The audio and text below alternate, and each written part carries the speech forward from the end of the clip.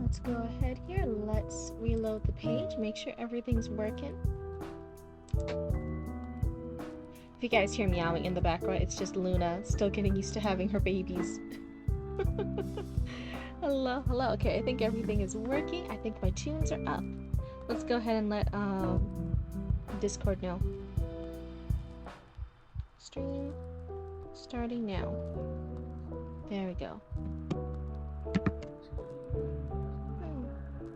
Alexa, turn off kitchen lights. There we go. I don't know what that noise was. Hopefully it's not an axe murderer. It'd be awkward if it was. Alrighty. I think I'm supposed to be streaming tonight, right? I'm not pretty sure. Maybe? Man, time is all an illusion. But anyways, while we wait for some of my raccoons to come in, I have a new little update. I think I kind of like the idea of doing a little update right here in a slightly different gray text. I think it's just a cute little way to change the weave screen every now and again. I think it could be cute. Let's see here. It does say streaming. Where did all my raccoons go? Oh, here we go. Trying to get my streak and then had to go to the tavern. I like it. I didn't know it was such a popular thing for people just to keep up their streaks. A lot of other chatters and users sometimes do that. I'm like, I didn't know it was such a big thing. That's so interesting. But yeah, all good, all good. I hope you have fun over there. Let me see who is up in our story submission section. You're not losing your 7-day streak. Have you seen it? I've had a couple of raccoons. You're gonna fall asleep. I've seen a couple of they get like the 20s to 30s-ish streak. And I'm like, whoa, I can't believe someone's listened to me yap so continuously. So let's see here. We have one of the... It's an R1 who has the Rooster and El Candidito. That's one of the newer ones. Let's start from the top. We have Blub. I don't know if Blub will be on tonight. We have Solar. We have 10. And Losilor. And I think the D one was also Death's Head. Hi, Chatty Maddie. It's good to see you. I'm not quite sure who the H name is, but that's the new Shifter King. And we have either Ellie or Eli with those before her. Maddie, get your butt in the tavern when you're done. Is there something exciting happening in the tavern tonight on their stream? Is there something cool? Is there something like super awesome? Sorry, you hate Google Docs, sorry if I had to send two. Yeah, I saw that you sent two, that's all fine. I was wondering, is there like a big difference? Is one like the main one and one's like a supplemental one? I wasn't quite sure. I meant to ask you in Discord earlier, then I forgot. It's the goddamn ADHD, you know? Castle is alive and kinda well? Oh, okay, send all my best wishes to Castle. I hope they're doing okay. Let's see here. We do have Koizetsu. And we finished their prologue in chapter 1 last time, so maybe if they're in here to stream tonight, we could do their chapter 2. The first is the original, the second is where the changes are. So I should mostly just read the second. I should just read the second one. If that's where your newest changes are. Okay. We have Slim. I think we also have Bobicus. Bobicus is also in the queue. I'm pretty sure they're the B one. Galactic Honey is one of our new ones. If they're in tonight, they've also already resubmitted. That's really exciting to see. But we'll keep an eye out. We'll keep an eye out to see who shows up. Is there... People were mentioning there's a way to see...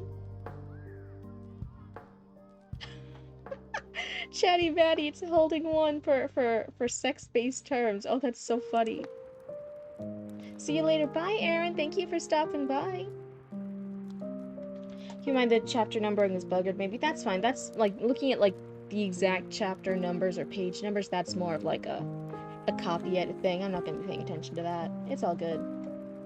Hi, Maine. Hello, hello. Welcome on in. The first of the original segments where the changes are. Yeah, Chatty. Isn't it funny? It highlighted it for saying buggered for sex-based terms. And I'm like, how is buggered sex-based terms? Is it like a slang thing somewhere else? Am I just unaware of that? Oh my goodness, yeah. Again, we're already starting off the stream, right? I'm already learning new things. I always say I learn stuff the more I stream. This might be one of those times. Oh, so let's see here. Hey Galactic Honey, I was just mentioning you. Hello, hello. I feel Twitch might be British. Oh no. That's one of the worst things you can be. I'm joking, I'm joking. Galactic Honey, I was saying you were in the queue, and if no one else shows up earlier, we could actually start with you. I see you have something in the queue. Let's see here. Is anyone else feeling like off the last few days? I'm over here and I'm like, man, my stomach has been bothering me the last few days. How's it being talked about? Oh, I was just saying like, oh, Galactic Honey's in here. I was going through the queue. I know you can't see it because I have my review screen up for you guys, but I have the queue, the story submissions queue up, and I'm scrolling through to see who's here. Chatty Maddie's on it, but I'm already gonna be doing a developmental edit for their book, so I feel like I don't need to be getting confused with the story by looking at that quite yet. The memory gate. Let me scroll down, let me double check. Yes, it says the memory gate. I can catch since I had to go early. See y'all eventually. Yes, it's the memory gate. You want to go ahead and do that one?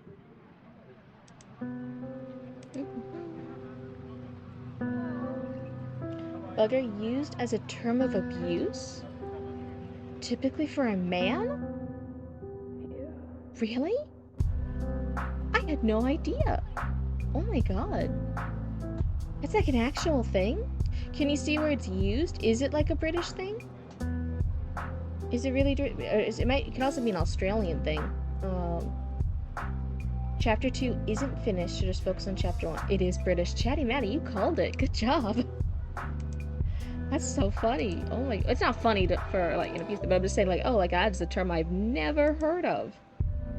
Oh, we have cool new cover art again. Oh. I like this. This is pretty. The artwork is really pretty. I like that you have, like, a little artwork thing for each thing. That's cute. I think people who can do artwork and like, other creative things, I'm like, you guys are so talented. I feel like you can spot that sort of thing a mile off. You have a little sensor. You have like a little. Oh wait, can you guys hold on? Let me do it on my model real quick. You see like my little hair antenna thing? Hold on, there we go. There's my little hair antenna. They like can pop up sometimes. You have like one of those going off whenever there's like British words going off nearby.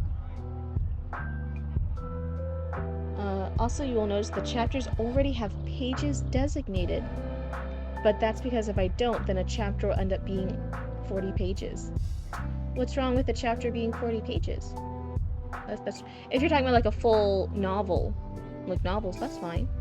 Not like full like actual like novels, that's fine. If you're talking about like a short story, I could see where that could be like a little bit long. Short stories to have shorter chapters, less chapters and shorter chapters. It's like a pacing thing. But I don't want people to think like, oh, it's like a certain word count or like a certain page count that means a chapter. That's not what chapters mean. It's the English in your blood. It activates. You're like, I sense it. You're one of us. One of us. It keeps me from going on several tangents in the book, so I don't go overboard with detail. Oh, so it's a little like little check for you. That's interesting. That's cool. That can be really helpful detail for some people. Not detail. Helpful tactic. That's the word. Helpful tactic for some people. Hi, what? It's good to see you. Welcome on in. So we have Memory Gate here. And you said Chapter 2 isn't finished, so we are just working on Chapter 1. Chapter 1, Falling. And it is 15 pages. Okay. Okay, here we go. It's gonna be kind of in the middle there. Can you guys see that okay? Yeah. Chapter 1, Falling. Get out! I can't move! Crash. My legs, I'm trapped. So many screams. Why did this happen? Okay, so this part isn't dialogue. This is prose. Can't get the window open. The door is blocked. Why is it formatting like that? It could just be because, like, when it went over to my screen. Sometimes different screens will format it differently. It could just be, like, if you're working on one type of, like, an iPad or something, and then I load it up on a computer, it may format it differently.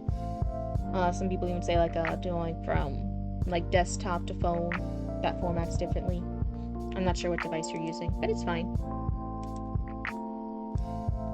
I'm gonna take a sippy real quick. Wait, fuck, I haven't had any water for the stream yet. Here we go, here we go. You guys get a free sippy. Oh, thank you. Oh, hi. That's it. I was talking to you about you earlier. You're also in the queue tonight, I believe. Let me pull it up real quick. Let me see. I feel like I saw your name. Yours is just the D ... right? You have Haunting of Castle Lobos? Yeah, evening. I believe yours is the Haunting of Castle Lobos, right? I think that's how is the D ... on my screen. I'm just gonna have to remember Twitch users by, like, their first letter initial. Hi, Lucy Lord. It's good to see you. Welcome on in, everybody. But yeah, we're going strong. We keep working on the queue. Right now, we're working on Galactic Honey, Chapter 1 for a piece called... Wait, The Memory Gate. Chapter 1's falling. You're actually alive for once. Have you been a zombie this whole time? I get you. Yeah, it's an expanded version of a very short story I wrote for my writing group that fleshes out a few things. Oh, you're like, oh, fancy, and you have a writing group? Oh my god, that's super cool. I've been looking, when I have more free time, I really want to do I'm a Central Florida cryptid. I'm like, I want a little Central Florida writing group. That sounds cute. Massive? 10-day streak? Oh, thank you so much for following along for that long, Lambda. Oh my goodness. Oh, this is your rough draft? So it's very rough, like fine grit sandpaper? Isn't fine grit... Wait. Isn't fine grit finer? Isn't that like the finishing one to polish it? Am I right? Do I know sandpaper terms? Fine grit is like the final polishing one to make it like smooth. And it's like the rougher grit is for... Oh, you may have got it backwards. Okay. It's also... I'm never like calling you guys out for getting stuff wrong. Sometimes I'm also double checking, like, wait, do I have this wrong? I still have to make all my human people notes, right, in my little notebook where I keep track of little human things. So I need to make sure I have all my facts straight. Yeah, fine grit I think is for polishing it. Or finishing it. Finishing it's better. Finishing is better than polishing it. Yeah. So you're saying this is the rough draft. So in that case, is there anything in particular you want me to focus on when I do my critique later? Or also anything in particular you want, like, chat to notice? Like, if this is a rough draft, you know, we might be expecting, like, there's still, like working on the dialogue versus the prose versus the storytelling. What in particular do you want us to do feedback on? Let us know in chat, and I'll try to pay attention to that. So the door is blocked. The feeling of wood crashing down on me made me all the more numb. I've given up. I have given up. It felt pointless to fight it now. I've tried so hard to be strong. I start to zone out, my internal panic making my brain blank. Also, keep in mind, I'm splitting chapter 24 into 3. Oh. So if you see places that would be best, I'd love that. Got it. Let me know. I won't remember you saying that here in chat. I just won't remember it. I know my ADHD self. I won't remember it. Send me the DM message. Leave a little note. That way I can remember it. I'll message it. Thank you, Chatty Manny, for understanding. That's why I even say things. So as soon as you guys mention like a game in chat, or you guys mention like a new like musician person, and I'm like, if you leave it in the Discord so I can look back on it, then I'll remember it. But if you guys just message it in chat as soon as I'm done stream, I'm like, I feel like I'm forgetting something. Well, I'll never remember it again. Yeah, it happens. So the internal panic making my brain blank. Maybe it was how many people were panicking to make my thoughts quiet. Or maybe my brain didn't know which thought was loudest. I just felt numb at this point. Like if something is repeated or just sounds off. I need to know because every time I read it, it feels right, but also somewhat off. Okay. I just can't point out the certain bits. Got it. So that's more of like, noting out tiny little things in the text is more of a line edit, and I always give those out for free. I don't count that towards the critique. I normally say it's 1 to 2 bigger picture edits, which is what I'm better at, and I point out little things as long as the person's okay with it. So if you're fine with me pointing out little grammar things or slight little off things, just let me know and I'll point them out as I notice them. But I just want to make sure you're okay with that first. I was suddenly jolted by the feeling of flames climbing up my pants. Everything else was on fire. Now it was my turn. My body reacted before. You're fine with that? Okay, perfect. I did notice as like a little thing. Let me see where I can show it. So the feeling of blood crashing down on me made me all the more numb. That is present tense, right? I have given up is past tense. I've given up. That's that when you read it. I have given up is past tense. It felt pointless to fight it now is back to present tense. Babies, be nice to each other. Luna, remember, those are your own babies. Those are the cats you should like most. I have tried so hard to be strong is past tense again. So right here, we have that little back and forth between past and present tense. Tenses are really hard. They're tricky. And then I start to zone out. That's present tense again. I just felt numb this way. I feel like here now we're back at present tense. Yeah. I think then we're back to present tense. But I noticed a little slip up there. I'm like, oh, some of those were past tense. My body reacted before my brain did, squirming helplessly and trying to get the fire off me. I didn't realize that it was pointless. The flames were already getting to my shirt, burning the polyester to skin underneath. I started to give up, letting my body go limp. Okay, that's still present tense. Maybe this was meant to be. Maybe I could be with my mama. Maybe. I jolted awake, my body doused in sweat. Now we're back. Okay, so that was a dream sequence, I believe. So we wake up. We can sometimes do different tenses between the dream and the normal chapter, but just as a note so you're aware. I'm not sure if he purposely did it yet. Now we're back in past tense. I jolted awake, my body doused in sweat. Then I pinched myself. The pain reminded me that I was the one who survived. I'm alive. Oh no, yeah, now we're back in present. I put my hand to my chest, feeling my heart still pounding from the fear that consumes me. This recurring nightmare was a reminder. Such a cursed day. I slowly climb out of bed, slipping on my house shoes before shuffling across the hardwood floor. The panic had me wide awake now. It always did. I reach my dresser, pulling out my work clothes and undergarments before making my way to the bathroom. Once I enter, I feel fur against my legs. I look down and see my cat, Olive, rubbing against my leg. She always knew when I had my nightmares. I set down my clothes on the edge of the sink before picking the fur ball up. I stare into her wide yellow eyes. Her fluff was so massive that it basically covered my hands. I let out a soft laugh before nuzzling her. You always know, don't you, Olive? I say, the question being followed by a high-pitched meow. I shift her in my arms to where she's being cradled like a baby.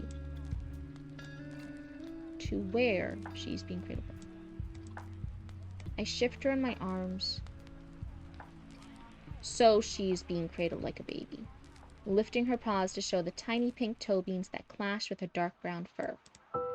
Yeah, to where is a little bit off in that sense. I think it's to be show. I shift her in my arms so she's being cradled like a baby. Where was I? Tiny pink toe beans that clash with her dark brown fur. I never knew what breed she was. Never bothered. All I knew was that she was mine and was always there for me. Oh god, okay, perfect. I set her down and motioned for her to head out. Hold on, I'm gonna sneeze. I'm so sorry, Chad, I'm gonna sneeze. Oh my god. Fuck, why am I sneezing? Hopefully that wasn't too loud in the mic. Thanks. Bless you, thank you. Hopefully that didn't, like, destroy anyone's eardrums. I tried to turn away from the microphone and everything. Oh no. Where was I? Like usual, she was stubborn and refused to move. I give her a look of, "Are you serious?" And for a moment it felt like she was staring back with a, "Yes, I am." Blesses Cryptid with holy cryptid water. I was about to say, if it's holy water, what if it burns me? But it's holy cryptid water, so that should be fine. It should be rated safe for cryptids. Thank you for paying attention, Chatty Matty. I was gonna be like, hey, wait, it burns. Oh, thank you for the hydrate. Let me give you all a sippy.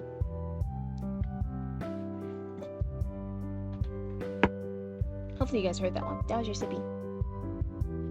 Your sneezes are like the dad sneeze.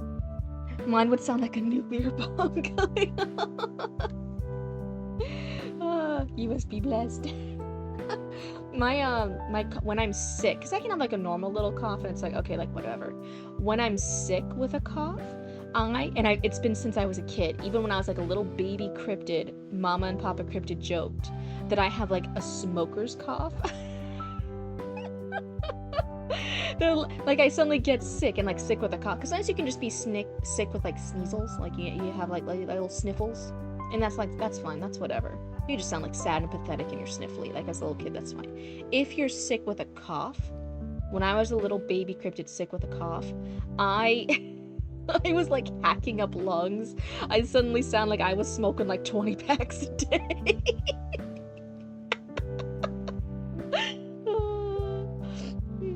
That would be hilarious. Yeah, it was so like little, like think little, hold on, itty bitty little baby cryptid, a little fucking 5-year-old has a cough, suddenly turns into like, Deborah, where's my smokes? I need my cigarettes.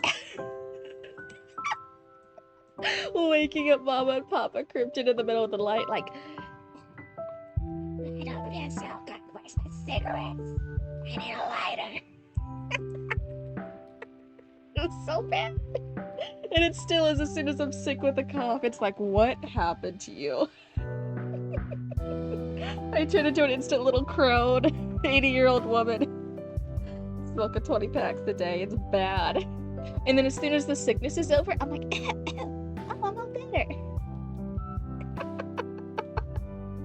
It's so bad. I just transform. I'm imagining a baby cryptid, and when you couch, it's like you summon the lords of the underworld. When you cough, it's like you summon the lords of the underworld. No, it literally sounds like you suddenly, like, if you guys have ever lived in like apartments where you have like old smokers who are neighbors, because you can hear sounds when you're in an apartment, right? So it's like you're used to hearing like, oh, a sound far away is like the neighbor speaking in the next unit over, right? That's fine. And then somebody speaking closer, you're like, oh yeah, that's Papa Cryptid in the next room over, that's Baby Cryptid in the living room. You can kind of tell when the voices are coming from rooms they should. But when I was sick and had a cough, it suddenly sounded like some 80-year-old drug addict smoker broke into the house and is like coughing up a lung and dying in our living room. And Mom and Papa Cryptid would be like, where the fuck is that sound coming from? Who's broken into our house to like cough up a lung and die? What? And they would like peek around the corner and they'd be like, oh, they would just see like little baby me and like, I don't feel good. You can hear your neighbor's daughter doing the nasty sometimes. I remember being when I was in college, because I wasn't on college housing, like college campus housing, but I was in a lot of apartments that were mostly other college students. And it would absolutely be a thing that like you could hear like your certain neighbors doing the nasty, doing the horizontal tango. And I was at the time, it's now my ex-fiance, but at the time we were together and stuff, right? We were living together, and we'd be like, huh, I wonder if they can hear us. And it would we were like really close to this one set of neighbors. And they'd be like, yeah, we can hear you. And we'd be like, oh, we can hear you too. And they're like, oh, is it like really bad? We're like, nah, it's whatever. It happens when we're in apartments next to each other. And like, oh yeah, same with you guys. It's fine. We don't give a fuck. We're like, oh sweet. You fools. I am a rival. Hello, hello, Bobicus. Crowley the Fellow too. Thank you for the follow. Did you just follow me after my stupid little story about hearing neighbors during the horizontal tango? No, I'm a real streamer. Wait. This is me at my worst. Don't you just joined. Oh no. Everyone, we're packing it up, we're quitting. I'm never streaming again. But also welcome on in. I swear this is a nice cozy part of the internet where I read your guys' story and I give feedback and critique, and I might one day grow up to be like an official editor and be the first Cryptid editor and the first VTube editor. And that's what I'm here for. Not for my... Oh no. Why'd you guys let the newcomer see me like that? The neighbor's kid has the smoker cough, and she's the cutest little baby ever. But sounds like she's speaking in tongues when she coughs. That's me. That's somehow you've time traveled. That's me. I was the cutest baby. Mama Cryptid had opportunities for me to be a baby model. People like were trying to get me to be a little baby model for like commercials and stuff. I was supposed to be the cutest baby. I was the best baby. Hey, if this is bad, I've had someone follow me in the middle of a weird rant about my ex doing worse to me. Sorry that happened to you, homie. Yeah, poor Chatty Ratty. But hey, let's try and give my new raccoons an actual good impression of me. But yes, I'll be reading this and giving critique and feedback. Yeah, all my people in chat are also welcome to give critique and feedback. Just again, we're all here being nice to each other. We're all here learning and growing and becoming better writers, so there's no need to tear anybody down. We're just here to offer people ways to step up. It's like, wasn't the nasty new person? Anyway, the cat looks back, like with a yes I am. I smirk and turn on the water, the sound of it hitting the tub bed making her run off, not wanting to get wet. I don't think you need to specify the tub bed. The readers, we know how like turning on the water fills the tub. So I think hitting the tub bed feels a little bit off. If you were mentioning that there were like slightly off sentences, this one I'm noticing feels a little bit off. Oh wait, what's that cute little emoji? You forgot to add where she shifts the water to go to the shower head? Oh no! I don't even think you need to get that specific. If you just even want to say like she turns on the shower, making the cat run off, I think that's fine. I don't think you need to like... This isn't like a tutorial for how to turn on the shower, if you know what I mean. So I think you can just mention like she turns on the shower. And then the cat runs off.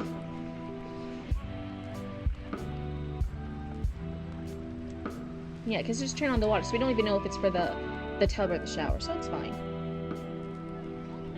Sad Felix from Kanesh. It's based on his cat? Oh, that sounds cute. I sigh and take off my clothes, glancing in the mirror at the scars that line my body. My amber eyes contain the fire that fueled me for years. The fire that killed my childhood. Also, I added the alerts with my berry emojis. Oh, that's so cool. Literally everyone spammed redeems yesterday. I had to be so bad after yesterday's stream. I fucking bet. Thank God all my years of working customer service at retail jobs has let me. I could go, even if I have to go, I'm like, no, I can hold it. I'm on the clock. I'm on shift. I can't go to the restroom yet. I gotta hold it. Thank God customer service taught me that one skill. That's probably actually harmful for our body, but hey, I learned a skill. I stare until steam from the shower starts to fog the mirror. I don't think it should be clog the mirror. Unless, I could be wrong. I guess you could use clog, but I think fog is a little bit better. To fog the mirror, and my brown hair starts sticking to my face. I snap back to reality and realize I mixed up the cold and hot. Oh. I smack myself in the face, dear God, before switching the mix. So I have a lukewarm shower, leaning towards the cold side. I step under the water, feeling the faint burning wash away from the patterns across my back and legs. That day could never be erased from my brain, no matter how many years passed. The flames, screams, tears, and the sight of watching them while feeling the same agony. I was the only one to make it out that day, my birthday. Did you have too many candles on your birthday cake? Did you make a wish and the fire went everywhere? When I was a little kid, I was actually scared of that. Oh, it was just an autocorrect? Okay, my bladder is my second biggest enemy next to the dumb law we have in my provincial. Demon consent for psych treatment. Yeah. Now you're gonna be a figurehead. You're gonna be like a little mini celebrity if that law ends up getting changed, right? That's gonna be crazy. We might see you in the news. And then everyone can look and be like, that's our chatty Matty. Before my thoughts could make me cry in the shower, I scrubbed away, getting lost in the rhythm of lathering my hair with shampoo and cleaning everything till I felt new. Children who were raised in abusive homes hated her for having a good life, so they locked her and her family inside and lit their house on fire? Why her specifically? Oh my fucking God. Okay, so that's the context here. Let's wait until we actually see that, though. When do we get there in the story? Cleaning everything till I felt new. I step out of the shower, grabbing a towel before hearing a soft knock on the door. At first I was like, oh wait, a door for the bath? Okay, but there's a roommate. Hey, are you in there? I hear my roommate call out. I snicker, a memory popping up on how she hates to be greeted. She hates to be greeted? I tiptoe over to the door, raising my fist, and bang! I slam my fist on the door, the sound of my roommate jumping back and landing hard on the ground, eliciting a hearty laugh from my system. I needed that laugh. That was uncalled for. Oh, I don't know how to say this name. Ethne? Ethne? By the way, before you have a stroke, her name is pronounced... Oh, Enya? Oh, Enya. I should have read that earlier before I got here. Yes, thanks to someone's help, I scared the healthcare system with what I'm putting in my file. It literally says explicit consent required for everything. Is that Irish? It is! Oh my goodness, this is cool. So it's Enya. Enya. That was uncalled for, Enya. Jasmine growled from the other side of the door. But I needed it. You know what happens this time of year. A small hint of sadness made its way into my voice.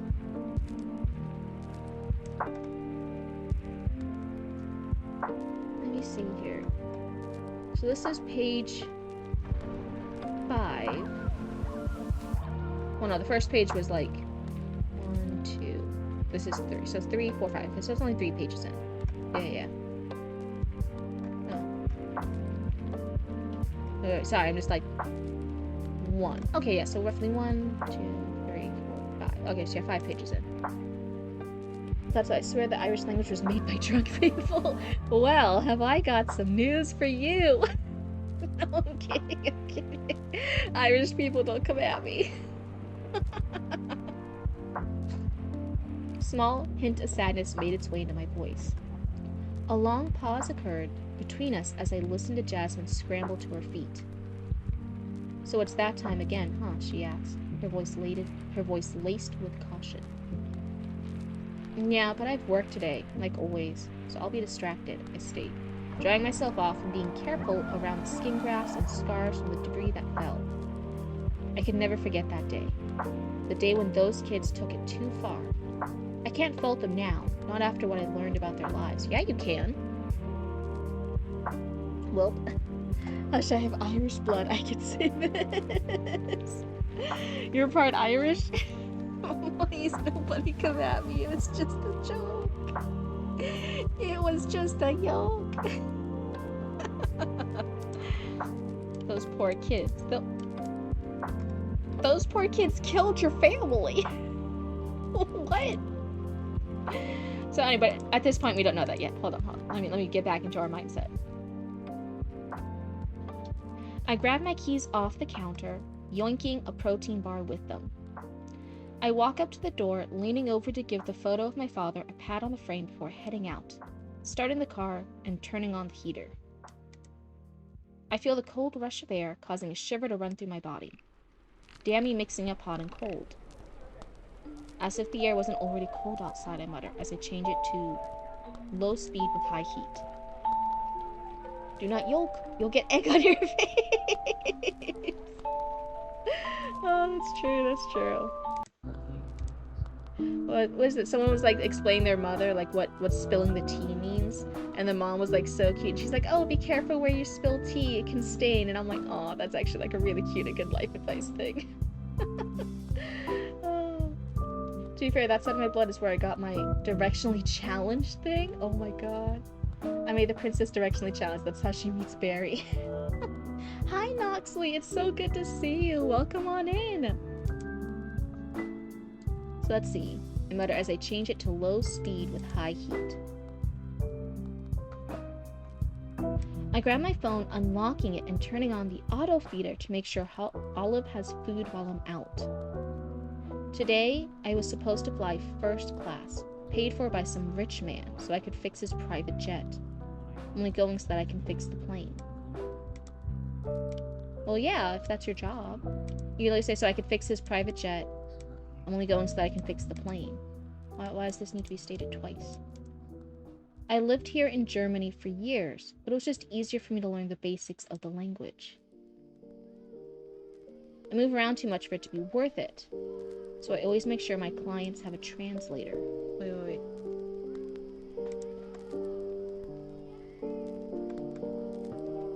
I've lived here in Germany for years, but it was just easier for me to learn the basics of the language. I'm wondering why the but was here. That doesn't sound quite right. I've lived here in Germany for years, so it was just easier for me to learn the basics of the language. I move around too much for it to normally be worth it, so I always make sure my clients have a translator. I think that clears it up. This one got a little confusing, got a little wonky.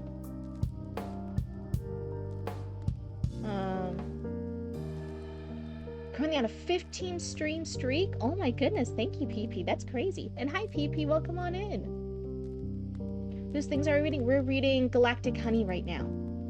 This is their first chapter for a story called, I forgot it already, The Memory Gate. You would think something that has the word memory in it, my memory would remember, but it doesn't. Do you guys want to know something horrible? I had this thing I call it my brain juice. It's this little red liquid. It's supposed to help with the ADHD. So anyway, I have my brain juice, right? Now I'm supposed to take it as often as I can. I saw you somewhere else? Me or Galactic Honey? But anyway, so I was in the bathroom and I was like finishing up brushing my hair and stuff, and I looked at myself in it because it was later on, and I was like, oh, I need to take my brain juice now, right now, because in a few hours I'm gonna stream, and by the time I stream, if I take it now, the brain juice will have worked and I'll be better for stream. And I was like, okay, I'm gonna take it now, and then in a few hours I'll start streaming and my brain will be better. So I then looked at myself and I'm like, yeah, that's what I'm gonna do. I have a plan. And I opened the bathroom door to step out because I finished brushing my hair. And then I instantly forgot it. And I only took my brain juice 3 minutes before stream started. So I guess my dreams when I go to bed won't be ADHD. But it's kind of pointless right now. I'm so sorry. Oh, that stream. Oh, okay, okay. Cryptid fact number 203, memory juice. It's brain juice. It's brain juice. It just helps my thoughts. It helps my brain. But the problem with it is that it's you need brain in order to remember to take the brain juice. So that didn't help me today. Sad fact. I crank up the speed to max and finally feel the warmth of the heat as it blows on my face.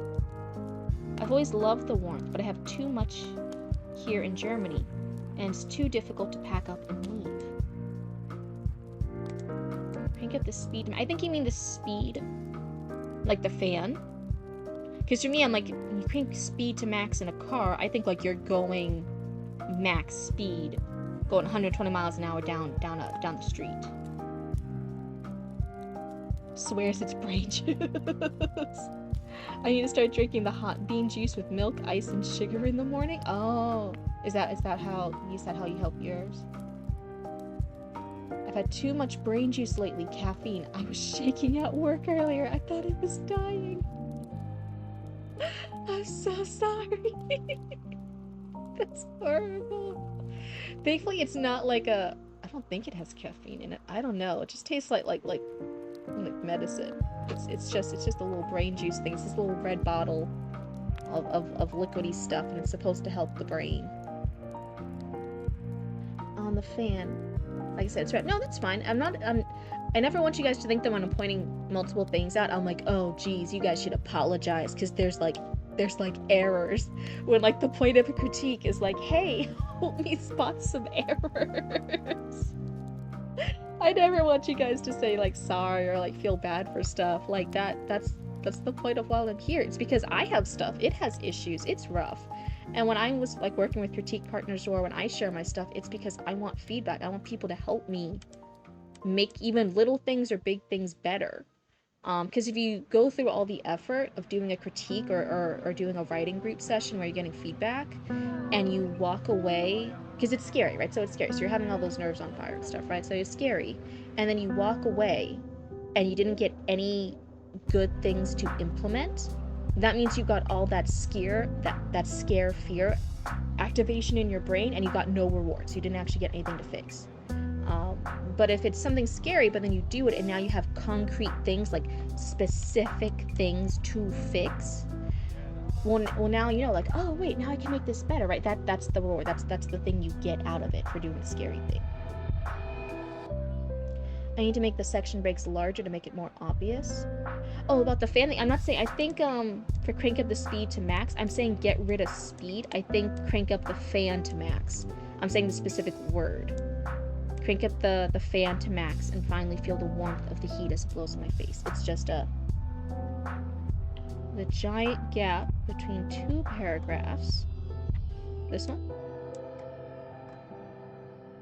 is supposed to be a section break. That's fine. That's going more and more into copy editing stuff, which technically these little fixes I'm giving you are line and copy fixes, but it's like whatever. I'm not super knowledgeable in that stuff. I just point out a few.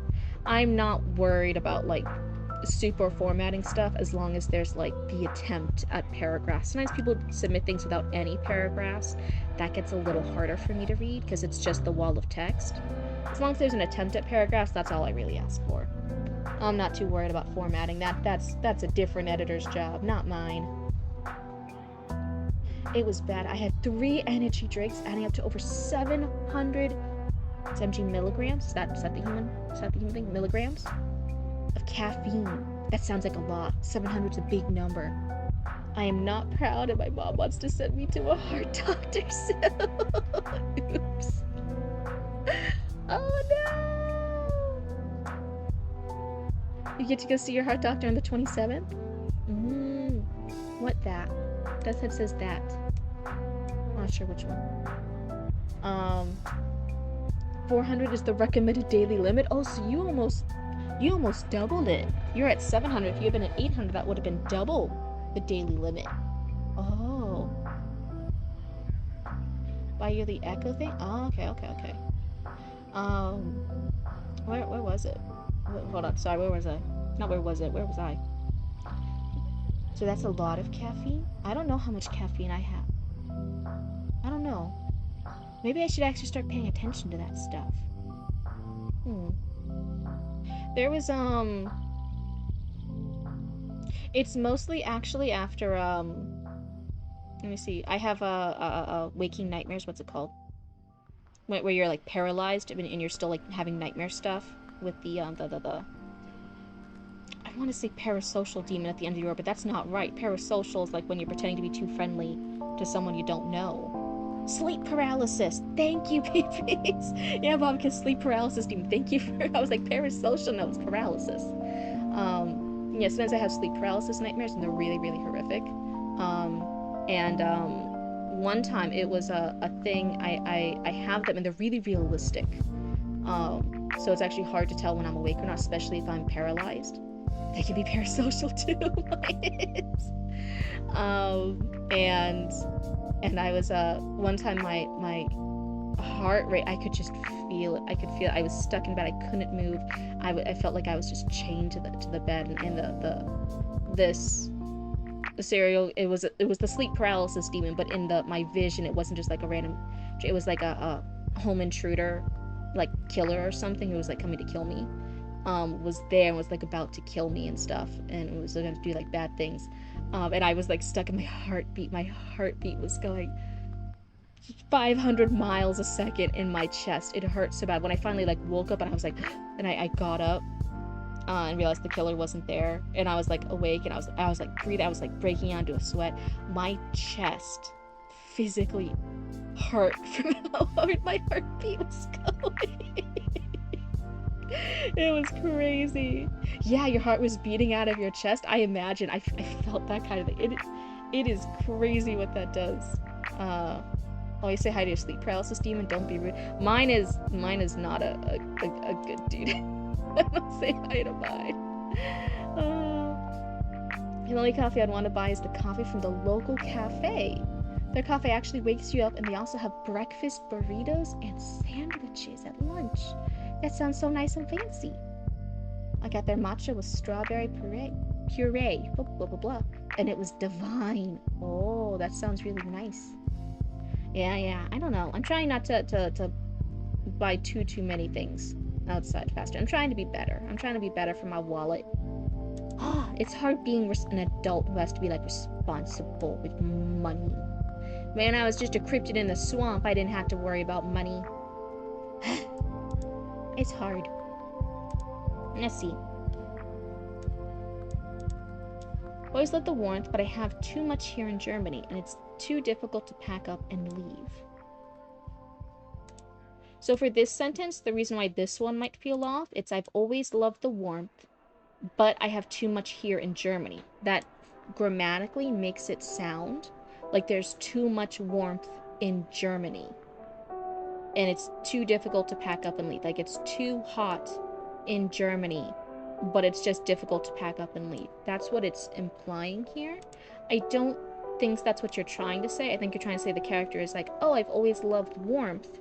Like, she wants to move somewhere really, really warm, like the beach. But I have too much here in Germany. It's too difficult to pack up and leave. I think this is... that these are slightly different things.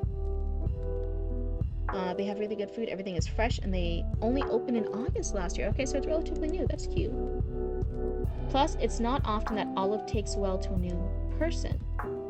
Olive has her special people that she likes, but most people end up with scratches or bite marks when they try to pet her. She's just like me.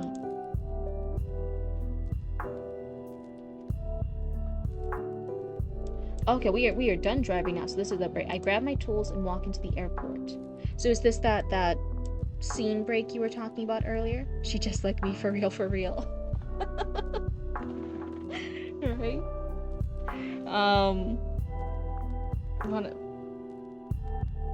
Thank you for pointing that out. Yeah. Okay. So this is the scene break. So in the proper formatting, it would be a bit more obvious. That's fine. I grab my tools and walk into the airport. I tend to try to keep a low profile, even with my popularity among plane mechanics. Oh, so she's like well known. She's like well known among plane mechanics. To them, I'm basically a god. I'm known as the world's best mechanic, used as an example to others. I hate the publicity. Oh, can you be that famous for being a mechanic? I didn't know. I look around and spot my pilot, relaxing in casual clothes to remain undetectable. I wave and he looks over, a soft smile appearing on his face. Hey, Enya. It was Enya, right? Hey, Enya, ready for work? He asked, his upbeat mood having me a bit suspicious. Every time I flew out, he was always the pilot. I had grown used to him over the years.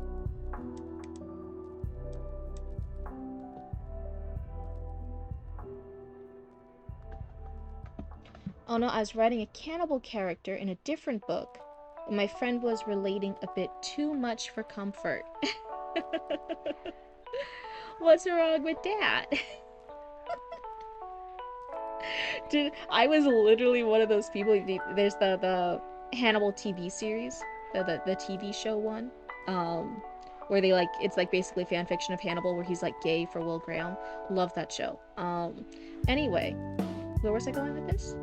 One of the things people joke about is like when you get really into into the TV show and you're seeing all like the divine food it's eating, but then you're also having like the cannibalism, right? And the fact that that's people, the food is people because it's Hannibal the cannibal. So you know while all the FBI and these tiny people are there eating dinner at Hannibal's place while looking for the killer. You know it's people he's feeding them. And then one of the jokes is in the fandom that you'll be there and you'll be getting hungry while watching Hannibal because the food looks really good, and then by the end of it you're just like fuck it, and you're actually like watching the show over dinner so that you're eating your food, you're eating your soup and your sandwiches or your pizza or whatever, and you're just watching that being like that looks like good food. Yeah, eat the rude. It's so bad. I actually, because I'm an alternative fucking weirdo, I have in my decor, I had a lot of antler themed stuff. You can even tell from the logo, right? The logo for the business is the deer. So I was getting a lot of deer antler stuff. One for the business, and two, it was after Hannibal. It's after Hannibal, the Cannibal TV series. And now I have a Hannibal corner. That if you did not know, if I didn't tell you it was inspired by Hannibal, you would never know. But it just has like the deer skull hanging up on the wall. It has like old-timey furniture, like more Victorian themed furniture. It has the old-timey like wooden clocks and decor. My sibling Roots did an embroidery piece of the messed up clock Will Graham does in the show. Oh, Lurk, have an amazing stream, fan. Thank you so much. But the melting wonky clock Will Graham does in the show, they did an embroidery hoop of that, and I hung it up as a cool art piece there. So when you look at it and I say, oh yeah, that corner is inspired by the Hannibal aesthetics, it has the deer skulls, it has the melting clock, it has the old-timey furniture, then you get it and you're like, oh. It has like my rusted axe on display and stuff, some of like my fancier weapons in case an axe murderer comes in there. Right, it looks nice. It looks really comfy and cozy, but like a little alternative with deer skulls and stuff. But if you ever just heard me say, oh yeah, I have a Hannibal corner, it sounds worse than it is. I swear it actually looks really cool. Please. Anyway, maybe that's why I like deer skull stuff so much. I swear, I won't eat any of my raccoons. I can't promise about other people, but I won't eat my raccoons. What's the deal this time? Broken engine, loose wheel? What? I reply, just ready to get to my job. He's rarely this happy, so whatever it is, I don't want to know. Wait, why would he know? And you don't. Aw, come on, you don't want to ask why I'm so excited? He exclaims, hopping out of his seat and grabbing a suitcase. Typically, when you're this excited, it's nothing I'm ever excited about, but I guess I'll bite. Why are you so excited, Frederick? Excited's repeated a few times too many here. And he asked, ready to get this over with. He was basically jumping with excitement with the way his body shook. We get to travel through the Bermuda Triangle, he yelled, causing me to plug my ears and shut my eyes. I always hated yelling. When I looked up, I saw the people around were staring. He seemed to notice and quickly grabbed my wrist, dragging me away like a child who got lost. Once we got away from the crowd, he let go, spinning around to face me with his signature stupid grin plastered on his face.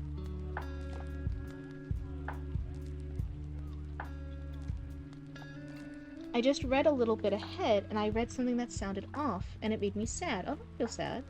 It makes me excited to go back and fix stuff. Yeah, yeah. Hold on, before you speak, no yelling. I hate yelling, I snap, making the point before I end up hearing that ear-piercing sound again. Yeah, that one's a little off. I swear it felt like my ears were bleeding. Sorry, I'm just so excited, he states with a nervous laugh. His eyes showed how truly excited he was. So yeah, we're having it repeated again here. We get to travel through the Bermuda Triangle, he adds, trying to keep a calmer composure. The who's a what's it now? I ask, massaging my ear and mentally begging for the ringing to stop. I look over at him and see his jaw hanging wide open. Oh no. What? Have you never heard the stories? Never? Not even the most basic ones? What about the stories of missing planes? You never heard of them? He exclaims, looking at me with hopeful eyes that are met with total confusion on my end. Yeah, I think most people have heard the Bermuda Triangle, like just as a reference, even if they don't know all about it. I think most people have heard it. I swear you're more boring with each flight, he assaults, his disappointment leaking into his words. I always feel bad for not sharing interests. I want to make friends, but people are difficult. I never liked the usual sports or fit into any cliques. I was always the odd one out. Maybe in another life I could be wanted and loved. Maybe I could keep my family, but that's not this life. It's only a dream, a very, very, very distant dream. I still feel like it's not even like sharing an interest, that's just like... I don't know, maybe I'm biased. Maybe I'm over here and I'm like, oh no, like what do you mean you haven't heard of the Bermuda Triangle? Does anyone in chat? You guys have like heard the Bermuda Triangle, right? It's at least in like reference. Even if you don't know anything about it, you've still like heard of it. Why would you be excited about flying through some danger shape? Doesn't that risk a lot? Besides, I already feel queasy about going to Florida from here. I grumble, my liking for warmth about to be ruined by Florida heat. Despite it being the colder months of the year, I know how Florida rarely drops below 60. Oh boy, stars are... It was fucking cold here in Central Florida the last while. We were, people were actually having issues there. Their water was freezing in the pipes. New Floridians who aren't used to it, they forgot, they didn't know that you had to like put it on like a little drip to make sure your pipes don't freeze. A lot of Floridians were struggling the last little while because their pipes were freezing during the night. A lot of our vegetation is actually dead right now because it's not used to the cold, and it like, I'll fucking die because it wasn't used to going below freezing for so much.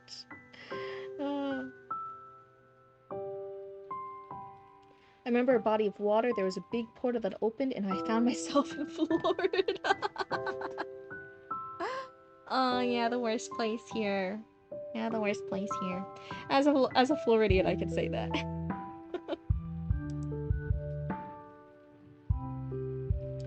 Back when I lived with my grandmother, she kept her house at 40 or lower, sometimes hitting the high 20s in that house. Oh, thank you for the hydrated hydrate.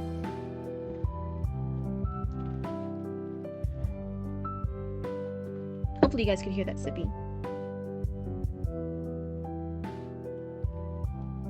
Where was I? Back when I lived with my grandmother, she kept her house at 40 or lower, sometimes hitting the high 20s in that house. Wait.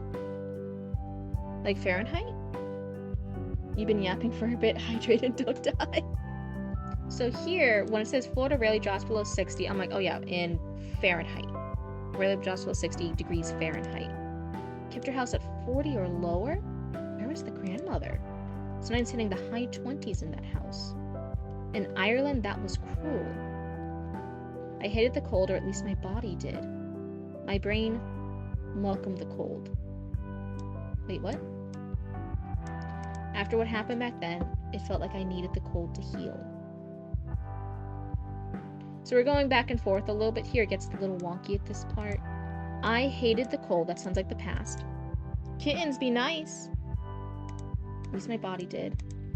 My brain welcomed the cold. I get that you're trying to show like, oh, the thoughts versus the body are different. After what happened back then, I felt like I needed the cold to heal. That sounds like that's an opposite to I hated the cold in the past. I felt like I needed the cold to heal. It gets a little confusing at this part. I'm in the worst place in Canada. In what universe can a law saying you are deemed to consent to treatment be considered ethical and legal? That's a threat to trauma survivors. Oh, so you just have strong feelings on this. I'm sorry you're going through stuff, Chatty Matty. After a while, I began to long for warmth, and even the outside couldn't reach the temperature I felt comfortable at.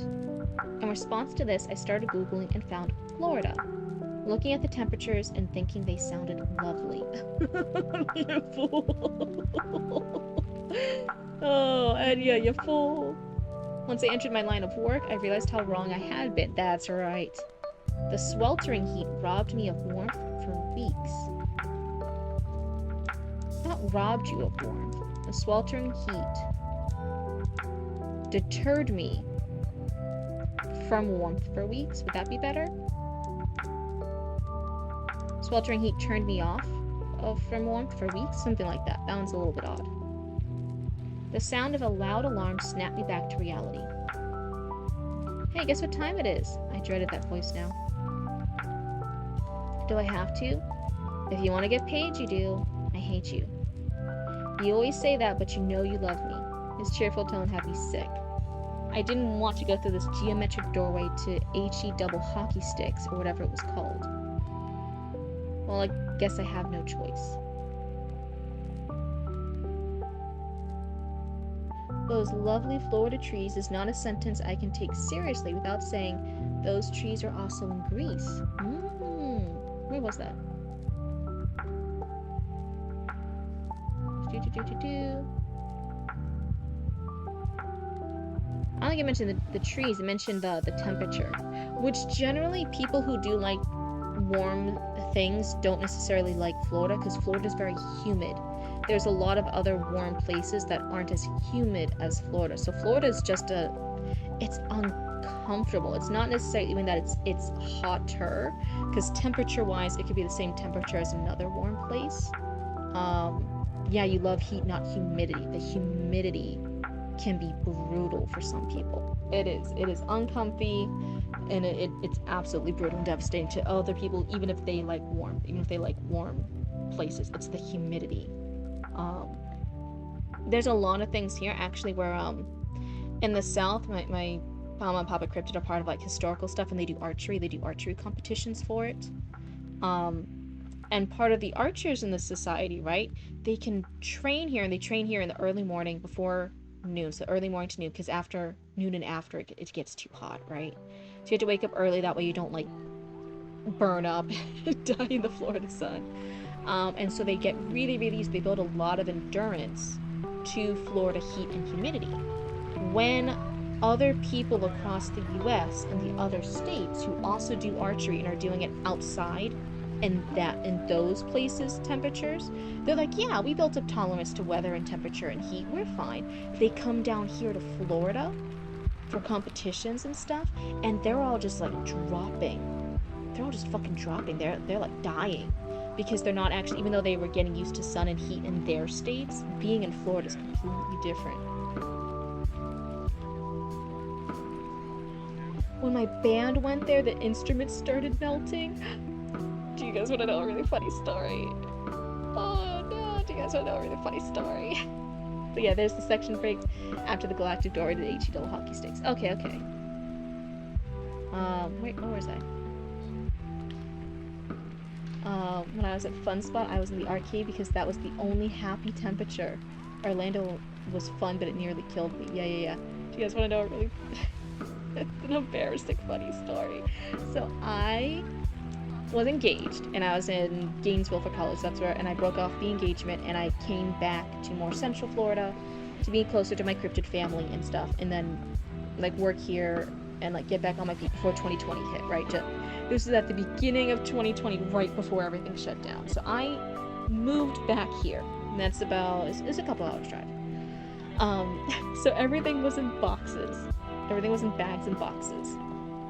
And then, you know, you're taking everything from those couple hours drives, only a few hours, and then you bring the boxes inside back to the Cryptid family household.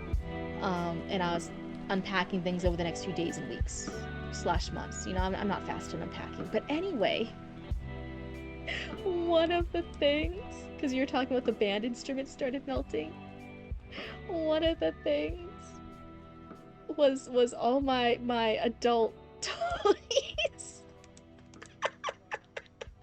had all melted. Just from being in like the hot traveler cars and stuff, they had melted. I was unpacking and they were still like all distinctly just melted.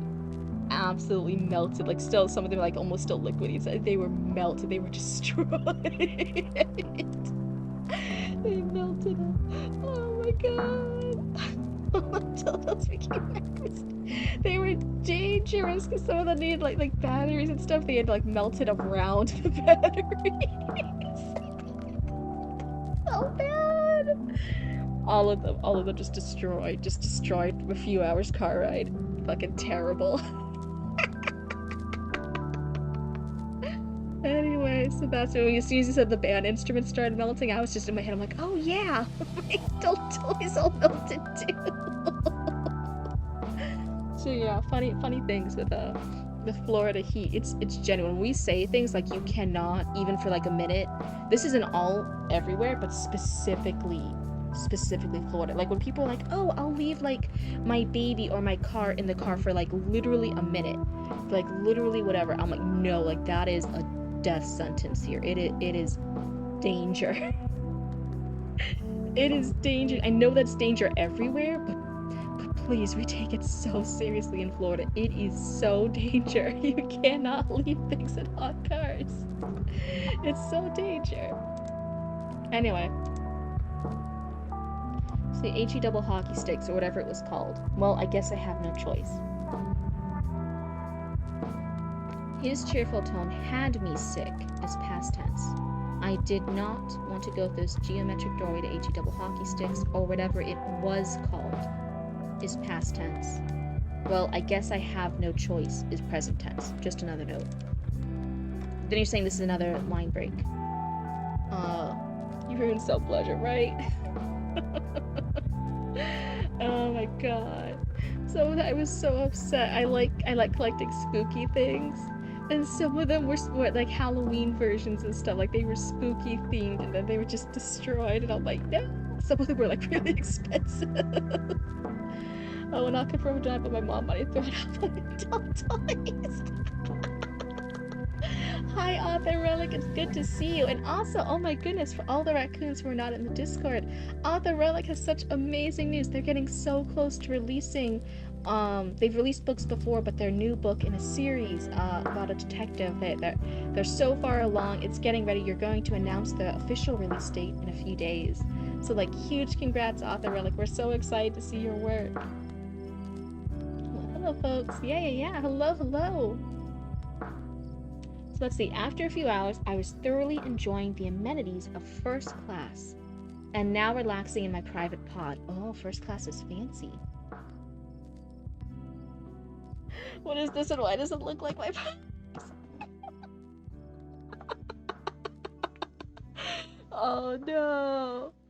Yeah, so funny, but yeah, that was Florida heat is no joke.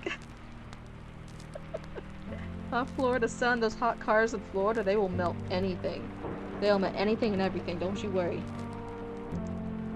I'm wondering, and this isn't a critique yet, because it could be something that you reveal later, but I'm wondering, how does this job, her plane mechanic job, work? Because it sounds like she has her... Is she part of a company? And that company, that mechanic company, also employs her transportation? Is that normal? Is that normal for a plane mechanic company to hire private plane drivers to transport you all wherever? Is that why she can work most of the time with the same private flight person? The same private... Fuck, what's it called? Airplane driver person. Pilot. The mic Topping out will always make me laugh. Oh, is there something weird with my mic? Did something happen with my mic? You guys gotta let me know. I don't always pick up on audio stuff. I can't hear myself. You guys gotta let me know. Had to go maybe back in a couple hours. Bye, Deshead. It was so good seeing you, though. Let me see. So, but yeah, how does the job work? Is she part of a company, and the company also hires the pilots to transport them around? You were laughing so loud your mic said nuh-uh. How long is the queue today? It just depends on who's up. Like Death's Head was in the queue, but if they're gone for a bit, then we can skip them. It's like Galactic Honey is kind of towards the bottom of the queue, but they were one of the first people here, so I started with theirs. It's just whatever. I always say just add it to the queue, and then whenever you're in chat, and no one else is in chat, then I'll do yours. You know what I mean? It's just that kind of thing. Because I only read yours if you're in chat, so we can have the back and forth. But yeah, I'm wondering how this job works. So she was asking the pilot about the job, making it sound like the pilot knows what her fixed thing is that she has to do. And that she doesn't for some reason. So it makes it sound like they have the same boss. I'm not quite sure. Get out here, pop up.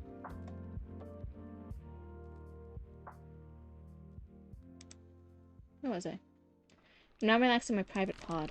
I needed to after the fight with customs. I had to show them my license, my work portfolio, and let them keep my tools in a private storage after a thorough examination by the security team and several other people. Let's see. Do you have time for a chapter for Cinder? You can submit it, and I'll check to see who is in stream by the time you finish this. Let's see. I apologized to several other people for the wait. Just the amount of interaction was awful. By now, she's been a famous mechanic for years.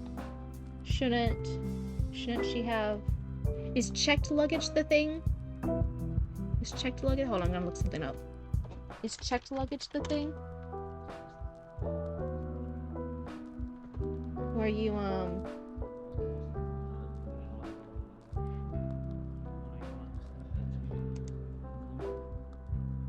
usually limited to...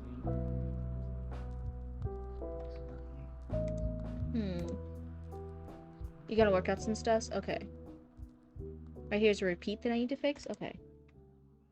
Attention all passengers. We are experiencing some minor turbulence. Please put on your seatbelts as per the sign and wait until we clear from this. Thank you for being patient with us. The intercom sounded. The choir's several clicks following the announcement messed with my ears. I always hated repeating clicking sounds. I put on the noise-canceling headphones and stared out the window, hoping to disassociate enough to sleep through the turbulence. The sight of heavy rain and lightning made me queasy. I already have survived enough world, what the hell? The feeling of shaking was becoming more intense the further we flew. I even started to hear the engine struggle and the wings bend. The plane was not doing well. At this rate, the plane would snap like a twig. Suddenly, a loud crack was heard, and a large piece of metal went past my window. Jeez, okay, fuck. A loud alarm started blaring, barely being heard through my headphones. The oxygen mask dropped from the ceiling, and I grabbed mine, covering my mouth and trying to calm myself. I start to feel lightheaded, the stress making my brain go into fight or flight. Before my next thought could present itself, what I could only describe as a giant blue circle appeared in front of me. In a split second, I forgot everything. I felt like I was falling. My body had gone limp, my vision dark, and my brain numb. Everything was gone. I don't even know what was wrong. It felt peaceful, like I was free-flowing into clouds. It was falling and falling and falling until it all disappeared. So that sounds... This sounds important. This sounds like the important-y stuff. There's a blue circle. It almost sounds like she got isekai'd for a moment here, right? Like she... Blue circle, she got transported, the plane's going down. This... And...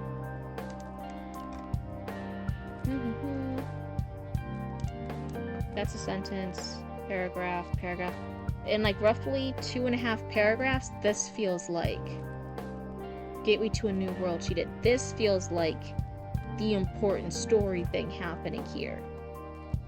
So there's like 12 previous pages that almost feels more like character backstory rather than the plotty bit.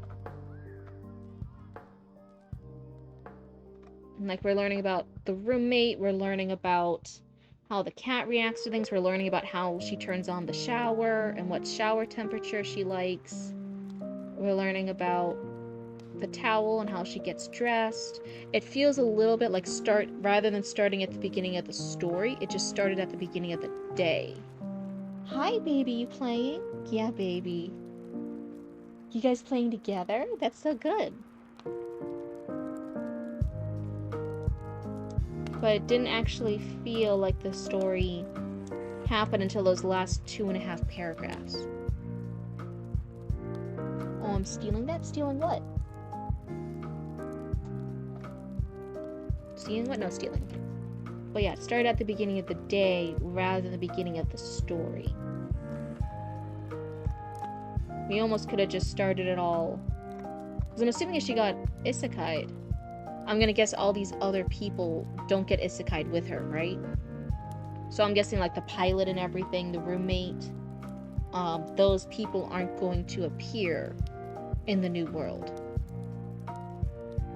Maybe I did say that I gotta fix a bunch of this, and this was like correcting myself. 40 grit sandpaper.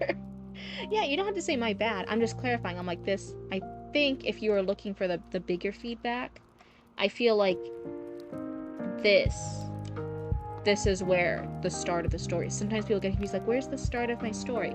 I'm letting you know, I think this area is. It started at the beginning of the day, rather than the beginning of the story. Oh, is that helpful advice? This story I'm reading now, is this yours, Galactic Honey? Yes, it's Galactic Honey. This is a rough draft for one of their stories called something memory. Oh no, my memory's not working. The Memory Gate. Cryptid just said something in a great way that I will steal. Hey, I'm always happy. If I ever say anything smart, please feel free just to remember for the smart things I say rather than the stupid shit I say.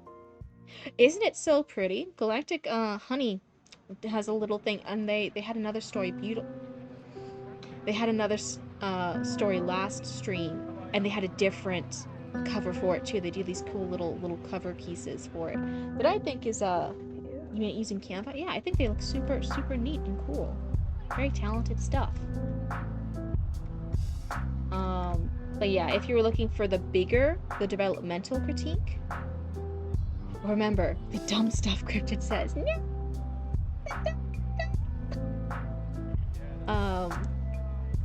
The developmental edit critique I would give you would be start a little bit later here.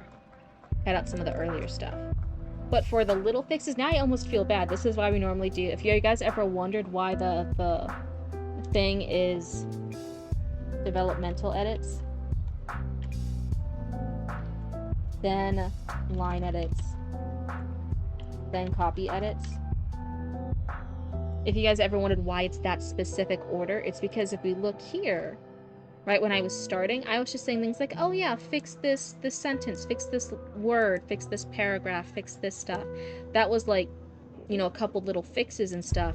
And then we got to the end of the chapter and I'm like, oh wait, I was having you rearrange chairs on the Titanic. We didn't need to do that. We don't need to fix any of that earlier stuff. If the first developmental edit was some of the earlier stuff just needs to go. Why would you fix stuff if then later on somebody says to cut it?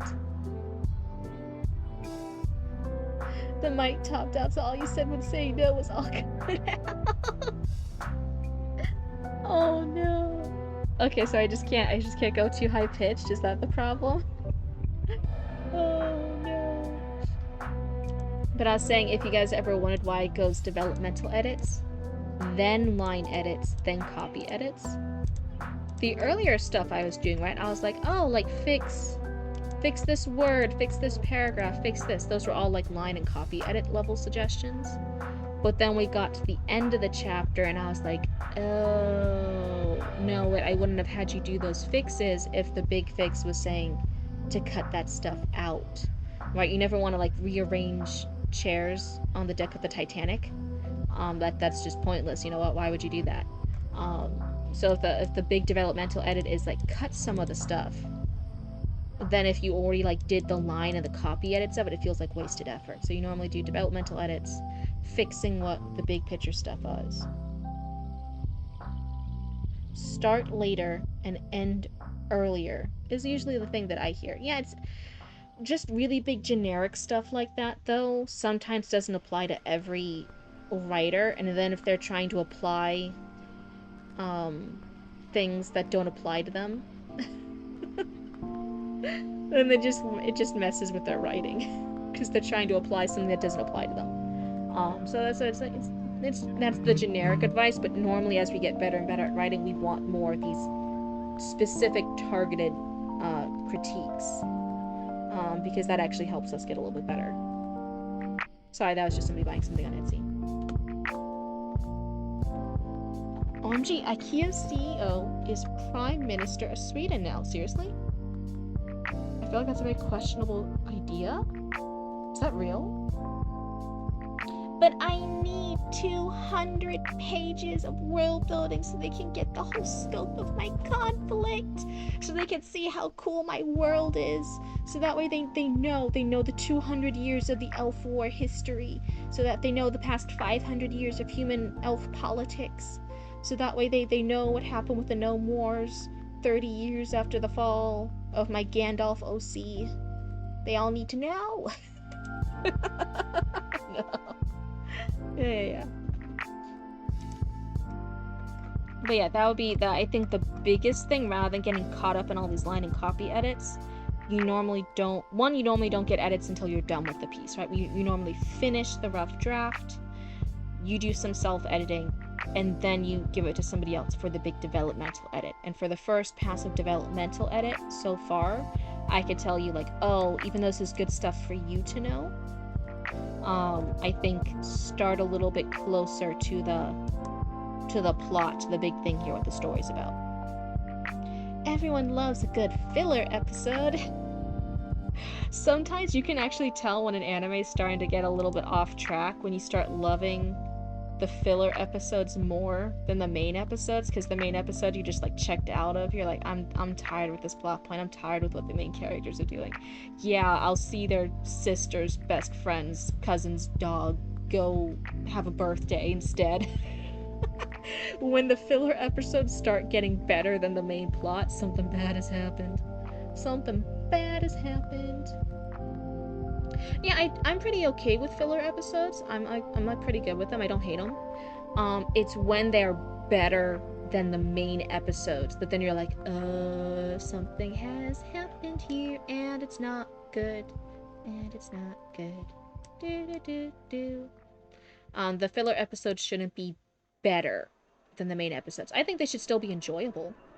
No more. No more. So anyway, so yeah, my first suggestion is, hey, before you get too many more critiques, I think finish your draft. And I think you're trying to write your rough drafts. So I'll alter it all. Thank you, Cryptid. In all seriousness, I do appreciate it. I try to reason with myself as to how the character got to where they were at the end, and my brain says to include it all. It's sometimes hard. I shall change it to have her start at the airport. Yeah. The Onis might come for the Cryptid, though. Do you like genies? Because you might like my stories. Wish goddess, if you do. Luna, you have children. They're allowed to exist.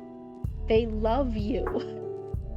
I don't know why they love you, but they love you. Please stop threatening to rip their faces off. You're a mother. Oh, no, sorry. So that's Luna. Yeah. Definitely GG Galactic. I feel like my biggest advice to you is, and this isn't about this particular script in general, you're saying this is the rough draft. I'm noticing that you're trying to write a rough draft, like how it might be in a book. You're trying to write like it's a finished project, but you're writing the rough draft. And sometimes the biggest advice is learning how to rough draft. You like what you caught of it? Yeah, I definitely like their work. They have some cool things. And they're working on multiple projects, which I don't know if I always can. I struggle writing multiple projects. I'm small-brained like that. Cryptid small brain. Cryptid only work on one project at a time. I'm not good at all at making drafts. Yeah, and sometimes some people think like when you're drafting, you have to like have the whole plot. And I'm not saying that I don't draft and I have the whole plot. Like, you guys saw it was 30 days of me figuring out the plot of Three Little Witches. But normally for something like that, for rough drafting it, you could do, rather than that one, a rough draft might be stories. Fuck them kids, Cryptid. That's yours! Fuck them. They had to be separated for almost the full year because Luna was like, no. I'm done with these babies. I'm an indoor kitty now. I only had the babies so I could be a Trojan horse and get to be a domesticated kitty. And now I'm done. They did what they were supposed to do. Get them out. And we were worried she was gonna kill the baby kitten nuggets. So she had to be separated. Now we're slowly reintroducing her. It's also the one that should be turned to a movie script. IDK, if I told you that earlier. Oh, okay, cool. It's like, I know drafts are to be getting your ideas onto the page, but I just get too deep into it. Then you just write too much. Yeah, so for me, I still write a lot of things. I'll still figuring out things like metaphors, what things I want to do. But as an example, I'm gonna show you if I'm galactic, right? Maybe I shouldn't even do it if I'm galactic, because that sounds like I'm trying to be a better them. I don't want to apply that at all. I'll show you really quickly, just a quick little demo. What does a rough draft? What does a zero draft look like, right? And I can be like, I don't know MC's name, but they are a cool, badass dragon warrior, barbarian lady. And is that a spelling error? Yes. Am I gonna go back and edit and fix it? No. Editing is the devil when you're trying to do a rough draft. Luna, murder my kids. Don't kill your kids. Make me. She was scary. She was feral. She was gonna kill those babies. I like cool ladies with sword. But she's a secret dragon lady. No one can know she's dragon because of dragon racism. Right? You like editing a lot, to be honest, so there we go. Editing is the devil. 100% draft or not. No, I'm saying in your rough draft. Finish your rough draft. Don't edit as you're doing your rough draft. Finish it and then you edit. But going back and editing while you're rough drafting is the devil. It's only distracting. It's holding you back. Whoa, cool dragon lady with swords. So that's my character. Am I going to specify anything else? No, I don't need to. So I'll just be like, opening scene. Maybe after she has killed dragon. Big, scary red dragon. Red dragons are coolest. IDK if I'm going to have other colored dragons. Maybe I'm dragon colored racist. Oops. I will be dragon cancelled by that section of the dragon furry community leader. Are the dragon fuckers furries?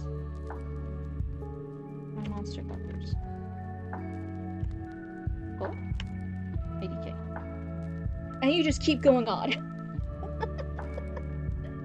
Never thought I would see the words dragon racism. Sometimes I feel like I plot my plot so much as Ruby Goldberg machines that I tend to edit a lot to hint at things. Take your filthy hands off my lovely kobolds. Okay, wait, hold on. Chat wants there to be no kobolds in this world because they hate them and say they suck. Blank. Maybe the dragon has dying words for Dragon Lady? Implying, hinting, it knows she a dragon? Dragon traitor? Right? Bad Cryptid! I'm doing this just for you. You said you didn't want my filthy hands on them, so I had to make sure that they're not in my story. This is all for you. I'm doing it just for you because you asked. Ta-da! Aren't you happy? Aren't you happy? See, I don't have my hands on any kobolds now. They're all out. I got rid of them. They all died in a kobold massacre. There you go. That's my world building. Back on North. Kobold massacre. IDK, how Dragon Lady responds yet. Maybe finishing move. Or short through brain. IDK. See, and this is just how you plot it out. Vague to the point, not pretty. And you're just gonna keep writing lore bits. So yeah, I had like a random lore bit. Oh yeah, there was a kobold massacre. I'm just gonna put it in the middle there. I'll figure it out later. I'm gonna be writing out the scene. I'll be writing character details. The character detail for like three little witches, where later on I'm like, oh, the main character should have a scar that he goes to the healing saint for to heal. That should be back in the first arc with Witch of the Forest, right? And I just left that note in, and then when I did my drafts, I just made sure to include, oh yeah, in this battle with Witch of the Forest, he gets a scar. It should be a visible scar. So it's just going through and going through. Disappear. Good night. Eat something and run the day before the day runs you. Yeah, so thank you. But yeah, this is how I do. I would literally just go through and quickly write stuff down. Because me being able, as a writer, when I do a self-edit, and I could look at stuff and be like, actually, no, the opening scene isn't after she's already killed the dragon. I need to start earlier, or I need to start later. It's way easier just to delete these little sections rather than like look at a whole chapter and realize like, oh no, I already had dialogue, I already had character names, I already had scene interactions, I already looked up the lore of how is her job working as being a mechanic with this private jet pilot. Like I figured out all this stuff and I wrote it down and I chose the nice words and I line edited and I had someone else copy edit it and it was perfect, and now I can't use it. It's so much easier just to realize what scenes you need at this stage and to get rid of or delete stuff. I feel like for drafting, my best ideas are polished over long periods of time. Time is the best critic, and your memory tends to erode away the less important details and lets you focus on what your own brain recognizes as the distinctive ideas. Yeah, for the 30 days, all of November, where I streamed every single day, and every single day I was writing and I was working on Three Little Witches, I was coming up with the plot lines. I wasn't working on that off stream. I was only on stream I was working on that thing. Besides towards the end when I was writing a little bit, because it was getting hard to do work on stream. 30 days was needed. I went into that not knowing anything about Three Little Witches. I didn't know I was going to be writing Three Little Witches. I knew nothing about it, but every single day working on it, getting further in the story, then made me realize stuff that had to happen earlier in the story, and I was fixing, I was critiquing, I was world building, but it was every single day. It took time to figure all that stuff out. But just having that, do I have that? Hold on. This is everyone else's stuff. Where's some of mine stuff? No, this is later stuff. That's.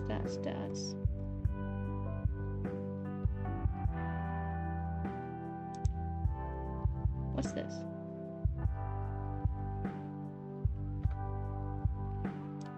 Oh yeah, see, it even has first established villain is the Witch of the Woods. And I asked myself questions. Should the other villains be witches? So now the villagers hate hero. What's her familiar? What's her sacrifice? I then have Witch of the Woods Arc 2, which later on got changed. There was no first Witch of the Woods was just one arc, and then it was different witches for each arc. I didn't know what Witch of Sacrifice was yet. I didn't have Witch 2 yet. So I skipped to Last Witch, which was the Witch of Rot, and I figured that out. And I was figuring more things out and just writing down notes. I was making little scenes here like, oh, this is where the people are walking and laughing in the city. The hero should be walking through. It should be a silent montage at this part. The hero will look amazed, maybe skeptical. And here's scene cut, bar tables. I was like writing down just ideas and stuff. This is the zero draft. This is the rough draft. This is the rough draft, right? When you're figuring everything out. And then later on, I could take all these ideas, and it was a lot of ideas and a lot of Word documents, don't you worry. And then I could put it back in, right? I had the flashback sequence. This is now back to the second one with the Witch's Sacrifice. I was just writing everything out. You were just getting those thoughts out of your head. But I didn't bother for a rough draft trying to make it pretty, trying to use exact dialogue, trying to figure out exact names, trying to make it read like a finished story. That's just it's holding you back. Get those thoughts out, and then when all the thoughts are out and you organize the thoughts nicely, then you can make it read like a story. Anyway, that's at least my a rough draft should read rougher. You're saying like, oh, this is my rough draft, and now I'm like, this is like, it's reading like a third, fourth, fifth draft. You're trying to make it read like a finished book. And really, the beginning stages looks like shit. When I say, like, rough drafts look like shit, I mean, like, look at this. This is... I said, oh, that's where people had got napped, got yoinked off the streets, got hit like a piñata, murdered. Like, I just have stupid fucking notes here. It's just stupid notes. But anyway, yeah, that's some of my earlier stuff here. And you can even see it here, right? Like, oh, I can't think of a cool intro. Should introduce my main character. Bitch has no name yet, right? I didn't even give her a name. It's just wonky stuff we do, and that's how you'll do a rough draft. A rough draft looks like shit. Rough draft looks like absolute garbage. But anyway, that would be my advice if you're struggling with figuring out a lot of stuff in the story and what to include and what not to include. Figure it out in the rough draft. Is this just like using a beat sheet to draw out the story first? Or is the draft meant to do something very specific? The draft is meant to look like you vomited words out. This was not, like, I didn't have like, oh, a beat sheet. Here's my intro. Here's my inciting incident. Here's the climax. Here's the, what's after the fucking climax? It's the not decomp. Sounds like an outline. An outline is when you take the rough draft and you take all that fucking garbage shit that you've put out of order, out of wonk. You take all those ideas, you get rid of the crappy ideas, you fix shit. Then you can polish it all together into a coherent thought, which is the outline. So in this case, let's say I finish all this. My next thing might be like, fuck it. I hate that intro. Skip ahead. That can be a flashback later. The first scene will be at a tavern, D&D style, right? This might be what a rough draft looks like. I started with one idea, I didn't delete it, I have another idea, and you're just figuring shit out. Later on, you will then take all this stuff, you'll make an outline. Your outline might be start at the tavern. You know, stuff, and then flashback scene, the lady killing the red dragon because of dragon racism. This is when you're at the point, it's an outline. You've gotten all the vomit out, the word vomit, the fucking ideas, the ideas you'll use, the ideas you won't use, whatever shit. At this point, maybe it's not even a lady anymore. Maybe it's the team. It's a team. The team of hot dragon lesbian ladies killing the red dragon, right? Everything's changed. Person who's up next says, "Whoa!" Hello, Merodine. Welcome on to the Cryptid cult. I swear we're gonna start we'll start reading in a second. I was just I was just showing the little point here. But hello. So yeah, this would be more of like a rough draft. This is the word vomit stage. When you have all of the stuff, then you put it into the outline. Now that you know what all the ideas are, the ideas that you want to use. And then at this point, there might still be plot holes, so then you do another draft, you'll fix the plot holes, and then you can start. Anything related? I'm so glad to have found you. That's really, really awesome. Right now, we were doing critiques. I will now continue doing critiques. I was just proving a little point about, like, rough drafts, plot outlines, stuff like that, how that all kind of relates to each other. But I think, Bobicus, you said you wanted to go next? Let me see how far up you are. Bobicus. I know you're somewhere here in the queue. Yes. And we can read a couple pages for you. Let's see.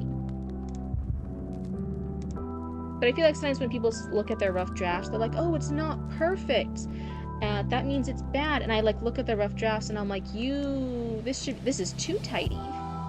You can be after Bob, sure. Just making sure I didn't log out.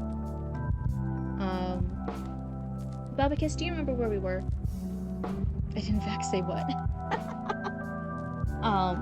That's why I'm like looking, I'm like, oh, if this is your rough draft, this is your first time sitting down and getting it all out, I'm like, you could save yourself some heartache. It's highlighted. Let's keep scrolling.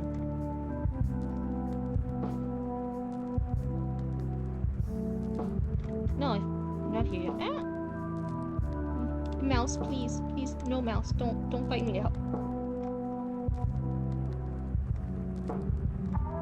Scroll up.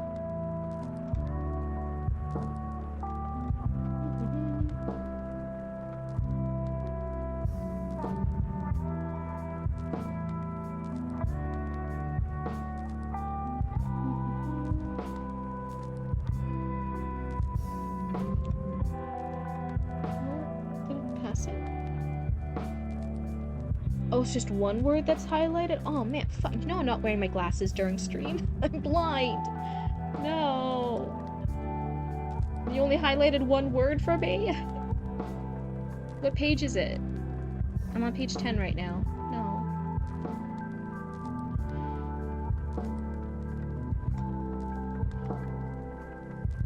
Start here? Oh. Yeah, you need to like highlight paragraph.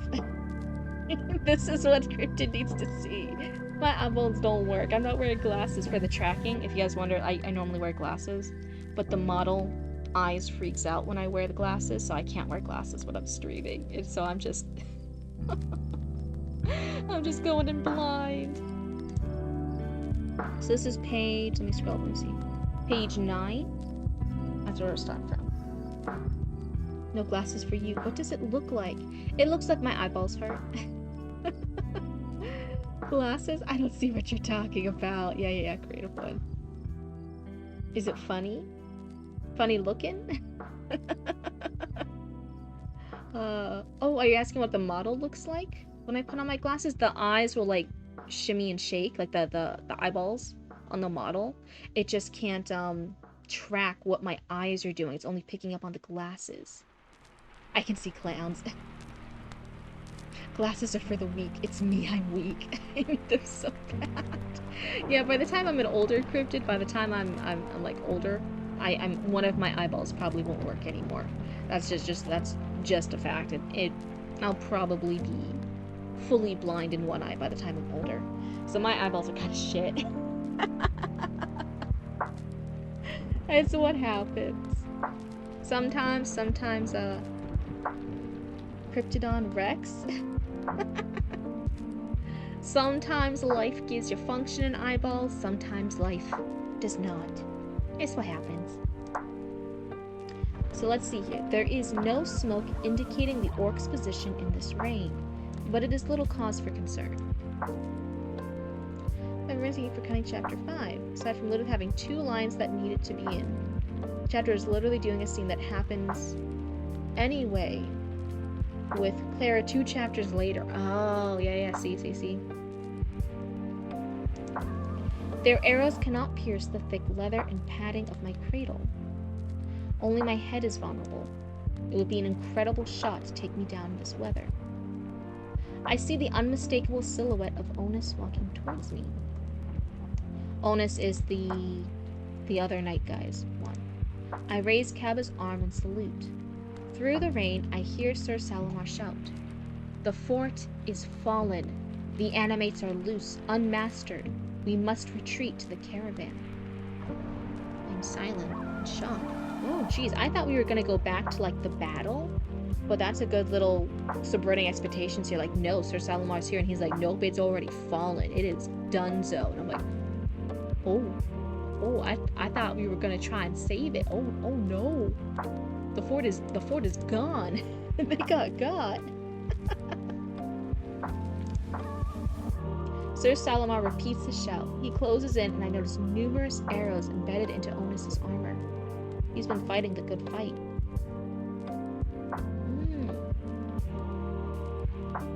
So what that line gets into Onus's armor. So the golems also wear armor.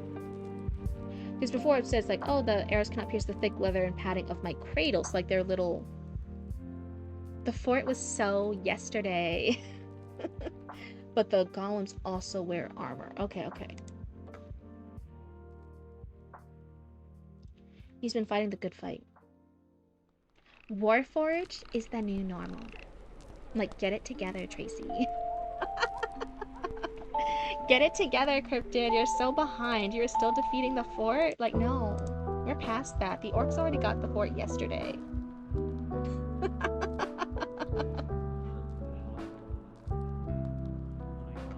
Fuck, where was I? Sir Salomar repeats his shout. He closes in. That's it. He's been fighting the good fight. I shout back. Sir, what happened? Third-rate pilots lost control of their animates when it came time to fight. The gates were left open and the orcs poured in. That was such a beach girl accent. So for all my new cryptids, there was a time, was it last stream? Somebody has actually had a character and they were writing the Boston accent, which before I was a local cryptid, I was a local cryptid in Florida. I was a local cryptid in Massachusetts. That's where I was a baby cryptid. That's where I was born. So I actually had the Boston accent and I was helping them back and forth. Normally I can go back. I can go back and do like the little Boston accent, like Pakika or whatever. I can do that for shits and giggles. It's fine. Normally, and then I still talk normally now, right? It's fine. But one of the words they did was chowderhead. And they were trying to do the Boston accent, but they wrote it as chowdhead. And I'm like, chowdhead? What's chowdhead? I'm like, do you mean chowderhead? And as soon as that, it was like a sleeper agent activation code, I kept slipping into my accent. For the rest of the night. It was so bad. I kept dropping all my R's. I was back like mid-sentences, sometimes switching between my Florida and my Boston accent. I'm gonna water my chowder. Chowd the head. It's chowder. It's chowder. Chowder head. Not chowd head. But yeah, it was one of those funny things. So normally I could fake like Pakyaka and Harvard Yard, right? And you can just drop the accent and then I'm like back to fine. But Chowder for some reason activated me. I was going back and forth with the accent. But yeah, so that was like, it was like the beach, what did you just call that thing? Such a beach girl accent. Not even specifically beach, it's like, is that one the Valley Girl accent? The like popular mean girl accent? Cryptid is a chowderhead. Yeah, see, and I can say chowder. I can say chowder normally. Cryptid is a chowder head. But then you go back into like Cryptid's a chowder head, and you're it's so bad. It activates the Boston accent so bad. Where was I? Oh, I got it. Hi, Echoes. It's good to see you. Oh, deja vu with the. Did you just catch the tail end of me saying chowder head? I used to go into a southern drawl with one ex, and she'd slip into her accent and wouldn't notice for hours. Oh no! That's funny. We literally weren't. It just got brought up. It just got brought up. I was fine. I was normal. I just mentioned it now. I swear.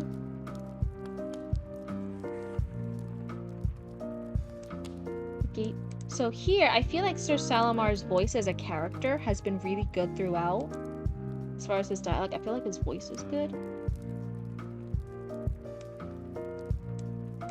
I'm wondering here, it feels a little stiff. This is the first part where I'm like, oh, Sir Salamar sounds different here. His voice is a little different. And if that's not plot relevant later, if it's not like, oh, like this is significantly different, I'm wondering if we can do like a little bit shorter, like rather than saying we must retreat to the caravan. That's a lot to shout through the rain, especially on repeat.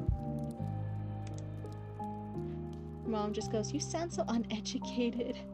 And she goes, did that fucker activate my accent again? There are two cryptids inside of you, and one says chowed head. Yeah, I was telling Papa Cryptid about that, and he was like, chowed head. And I'm like, yeah, it almost sounds like German a little bit, like some weird German accent thing. And Papa Cryptid he likes doing the German accent because his ancestors were German or some shit. So he goes, chowed head. And I'm like, no, but I think they were trying to do the Boston accent, chowder head. And he's like, chowder head. He was just having fun. That works. What was I saying? Fall back to the caravan. What was that? That was oh no, that's a toy. Oh my god, I thought the cats had a bug. It's just a toy. It's just one of their toys. Oh dear god, that scared me. Oh no. Well, this got very interesting, my friend. Who knows, maybe we made a new thing. Oh, might have been wrong. Gotta head to bed. Forgot I have early work tomorrow. Automatis is war. Wait, what happened?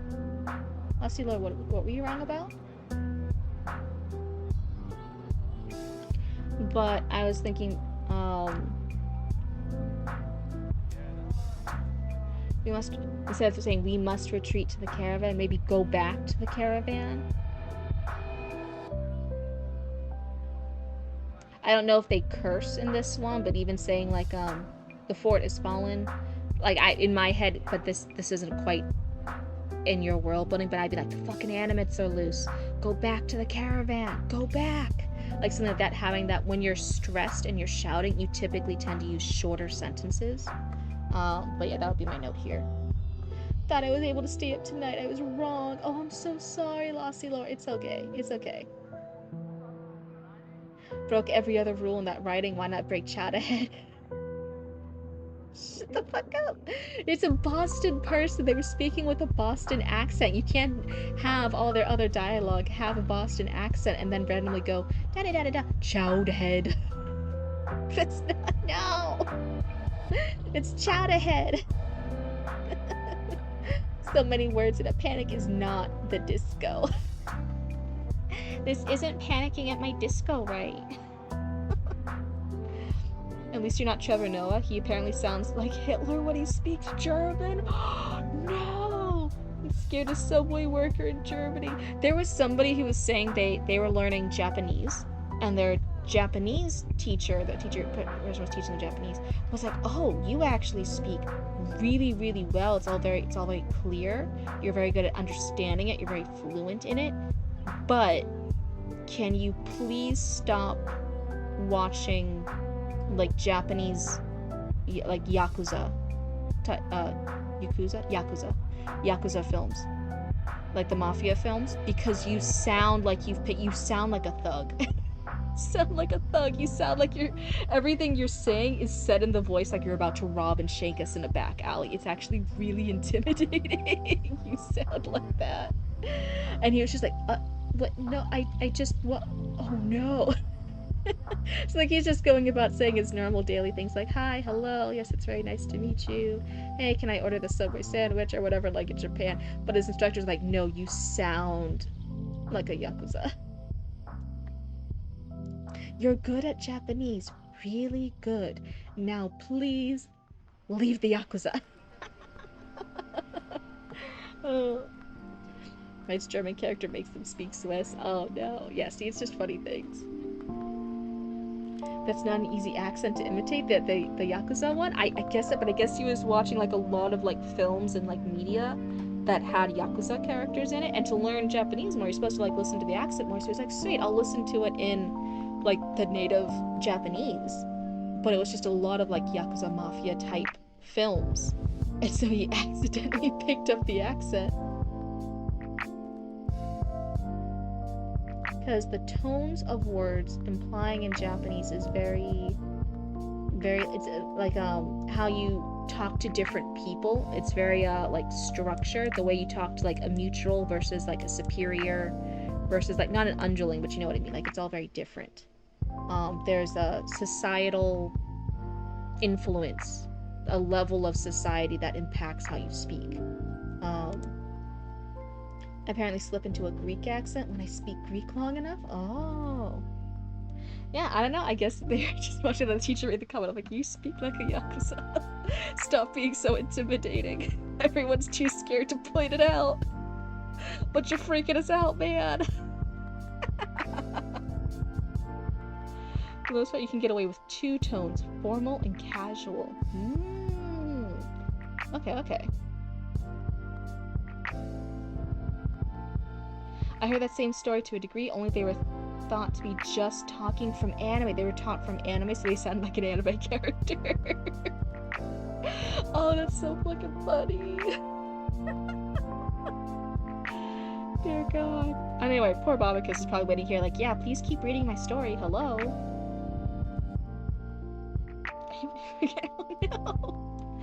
Oh, no. They lost. The orcs poured in. I hear the whipping of arrows, and we turn and stride quickly away from the fort with Sir Salamar. We'll have to march through the night to the caravan. We cannot stake the animates ourselves, and to even attempt to do so close to the orcs would be folly.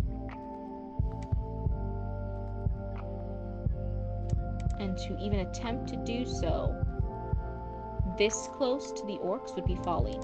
Something here after the so. That one's a little bit off. Fort Good Hope has fallen. It still seems impossible. Patient. Yeah, Mama Kiss is really good. Okay, back to the front lines of the blind. That's right, it's the blind leading everyone else. You all are stuck with me being in charge. Sir Salamar regales me with the tale of the forts fallen on our march through the rain. The pilots were deep in their cups when the smoky fires that signaled the orcs came. Sir Salamar and Constable Nancy. It's Nancy, right? I think I remember that right. Were in agreement on sealing the fort and waiting for a more opportune time to break the siege. The guard that guided me to the copse returned on his horse and was captured by the orcs alive. They proceeded to mount him on a pole so that the fort could see him from a distance, and whipped him with long whips until blood poured from every lash mark. Yeah, this is a tactic used in war, if you guys ever wondered. You swear Google doesn't work for me? What happened? Sir Salamar left the fort in Onus. They should be on Ornis. On Ornis. On Onus. One of the things that you'll find people and you'll put them up so that way the place you're attacking can see them, and you'll start torturing them and hurting them. And sometimes there was even a thing that you knew those people wouldn't be able to escape or survive. They're just getting a really slow death, slow torturous death. So sometimes they would even have to make the call to start firing arrows at their own captured people up on those poles just to put them out of their misery. Right? So like somebody here, like the orcs in this case, in this scenario, might like light those hostages on fire, because fire is a really horrible way to die. And then the people in the fort might be like, oh no, like the only thing we can do is put them out of their misery. So they would shoot their own allies who are being like lit on fire just to put them out of their misery, so that way they aren't suffering as much. That's one of the hard tactics that were used. Everyone, how are you? Hi, Zatara. Hello, hello. Sorry, you just came in and asked that while I'm like explaining tactics used in war. My bad. I looked up how do wolves track, and the first result, wolves track by GPS call. Oh yeah, how do people track wolves? But you might look up like how do wolves stalk and track prey, that type of thing. I don't think that's like Google. That's where Google doesn't work for me. I think you just need to get better at Googling. I'm so sorry. What? Is your name like Zatara from DC? Also, hello. Oh, is it Zatara or Zatara? What? Just recalculating. Please, mouse. Please work. Why does my mouse keep going inactive sometimes? That's so weird.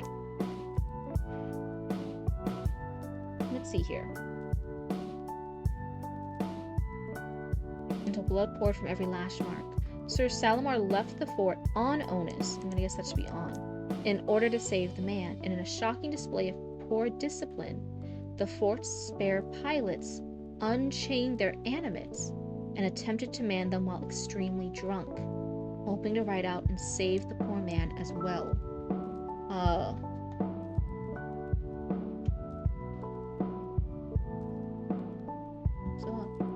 Nope, it's the nickname Edmond Dantes from Count of Monte Cristo. It means driftwood. There are 3 to be emphasized. Zatara. Oh, fancy. They lost control instantly. The unmastered animates wreaked havoc in the innards of the fort. Sir Salamar and Onus returned after rescuing the flayed guard to regain control of the situation. But after the gates were thrown open to allow Onus back in, the guards manning the gates were attacked by the rogue animates. Oh god. Orcs rushed in without any way to stop them, and between the rogue animates and the orcs, the guards inside were slaughtered. This, honestly, it's so cool. I'm almost kind of sad that we're just hearing the summary that our main character summarizing to us, the readers. I almost wish, since you are so good at dialogue, I almost wish this was Sir Salamar explaining, that we were hearing it in Sir Salamar's voice as they're walking, because this is such a cool scene. The flayed man, lacking the protection of the cradle, was slain by orc arrows. Oh, so it was for nothing. Sir Salamar left his body at the fort and attempted to return to the caravan, hoping it wasn't destroyed already. We encountered Kaba and me.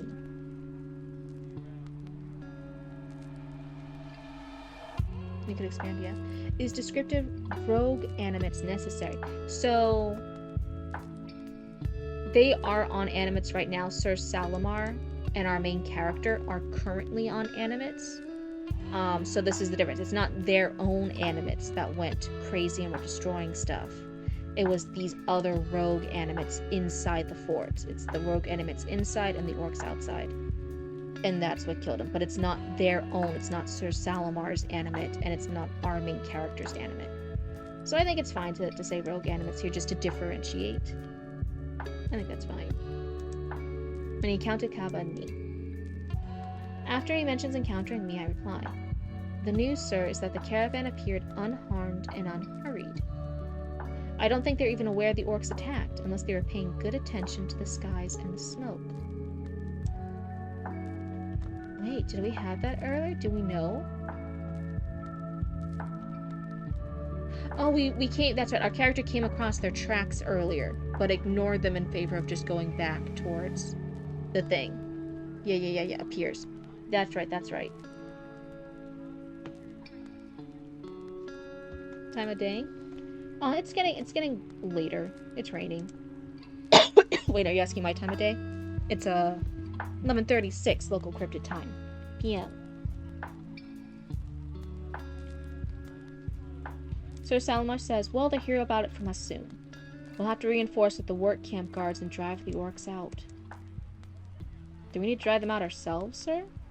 Might be wise to call in knights from Gar and wait.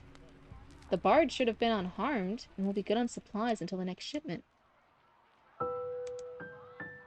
We will have to drive them out ourselves. We don't want the prison camp to become our home while we wait for reinforcement. Eager to return to Gar, sir? Not exactly, he laughs. We trudge silently in the heavy rain.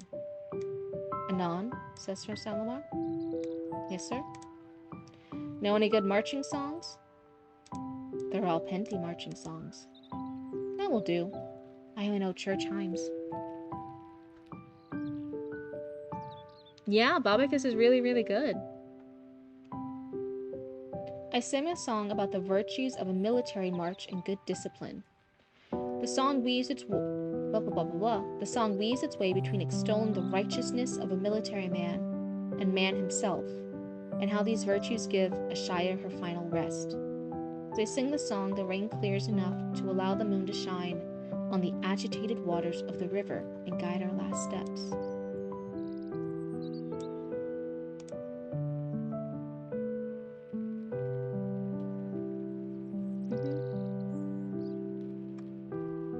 I'm wondering here, so we have the dialogue. I think this part, we have some dialogue here. Hold on, let me finish the thought. Let me use words correctly. We have a lot of dialogue here, back and forth, with only a little bit of like the prose to break it up. This part, where it's Anon, where it says, we trudge silently in the heavy rain, that's the description. Anon, says Sir Salamar. Yes, sir. Know any good marching songs? They're all Penty marching songs. That will do. I only know church hymns. I think that's fine. This is the very nice poetic way where we can have just the back and forth dialogue. And it's a small little section. I think it works. This part I like. I'm not saying to break up this part. I think this is really good. This is a good example of how we can have back and forth dialogue. This earlier part, before that, I think should be broken up a little bit more. You have the long sentence, some more long sentences, long sentence. Yeah, all this. This is just the back and forth dialogue and it's longer. I think this can be broken up. This, I think, is like a textbook good example of how to have back and forth dialogue. It is a long march through the night that guides us to the caravan. We find it waiting as the dawn breaks, and the guards cheer to see us.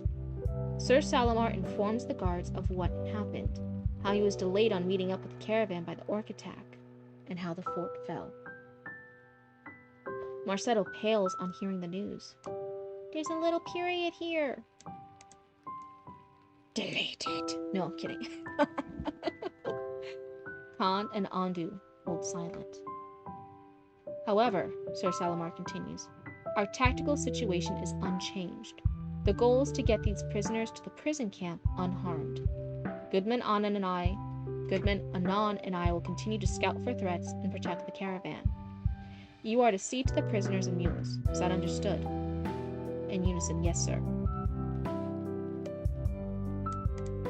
Yeah, this part, Sir Salamar informs the guards of what happened, how he was delayed up on meeting the caravan by orc attack, and how the fort fell.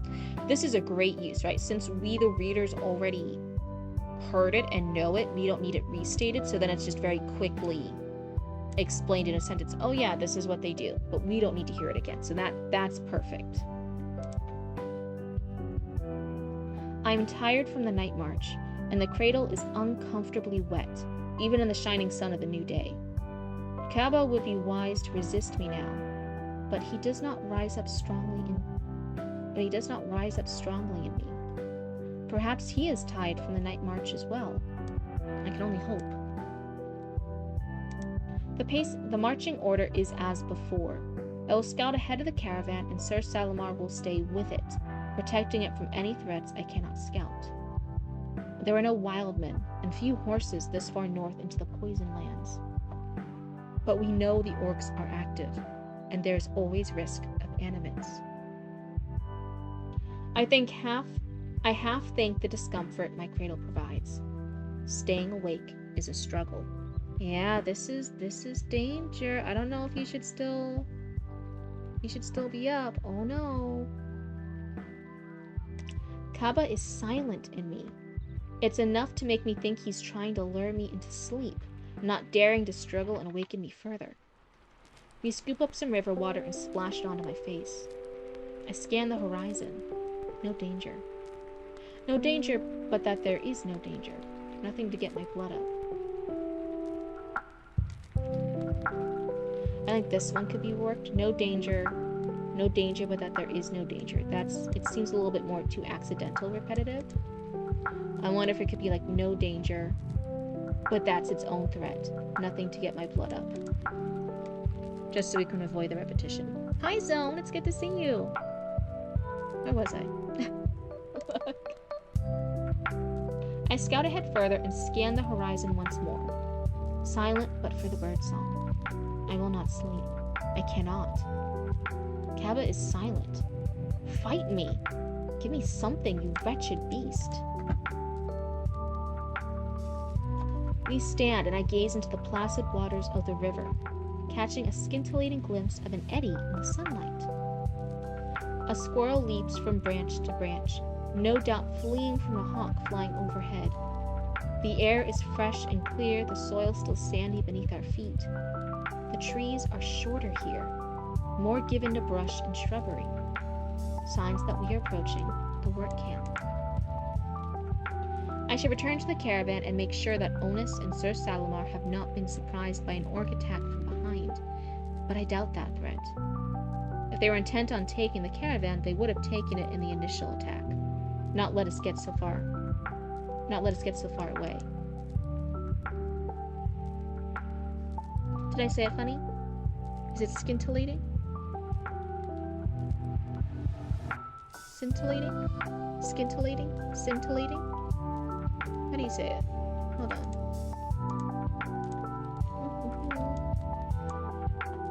Copy. Paste. Pronounce. Hold on, we're gonna pause the lo-fi beats. Everyone, hold on.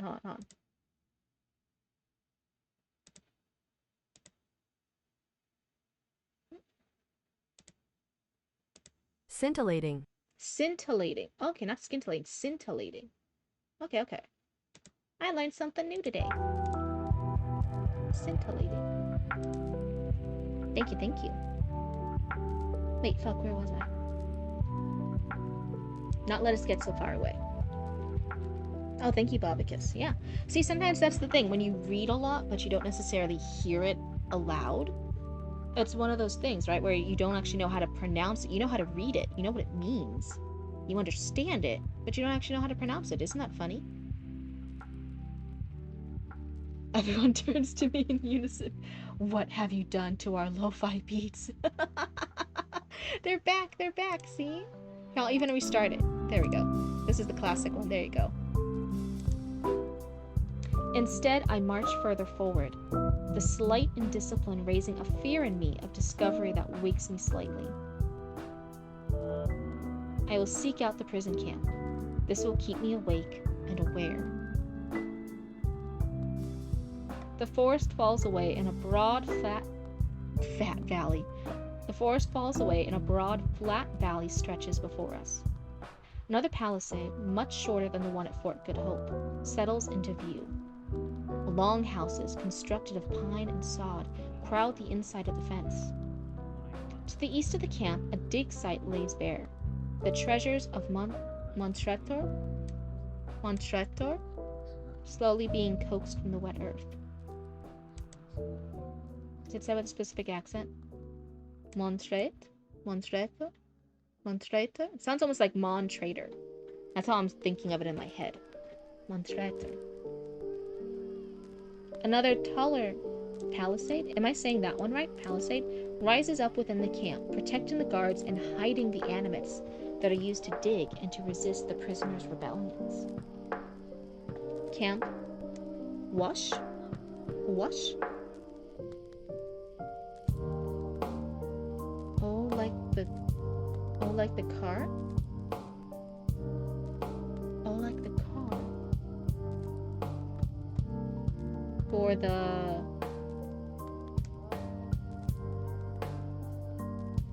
Pronounce the made-up words any way you like. Oh, like in car?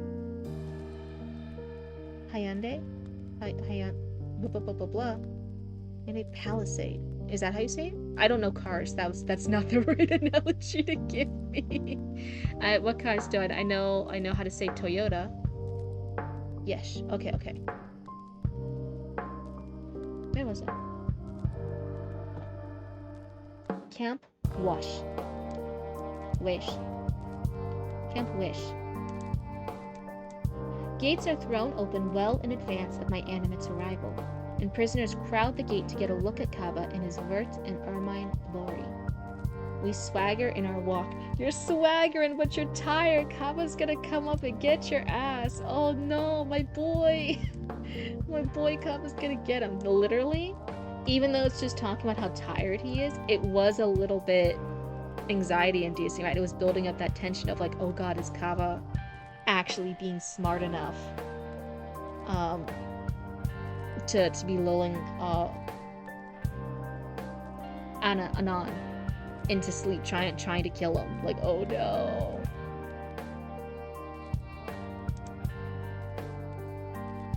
I'm so very tired, and I aspire to feel myself relax and lose the edge that will keep me awake now that I am in view of the fort of safety. I walk into the camp and make my report of the caravan's arrival, the safety of the supplies and the prisoners, and of the fall of Fort Good Hope to the orcs. Thank you for your report, Goodman Anon. We've been expecting your caravan's arrival for some time now. I am Goodman Zosh. Warden Pollock will greet you shortly. Zosh is dressed in clothes that make the caravan guard's clothes look like finery. His face tattoos are inked in black, a sign of a low commoner.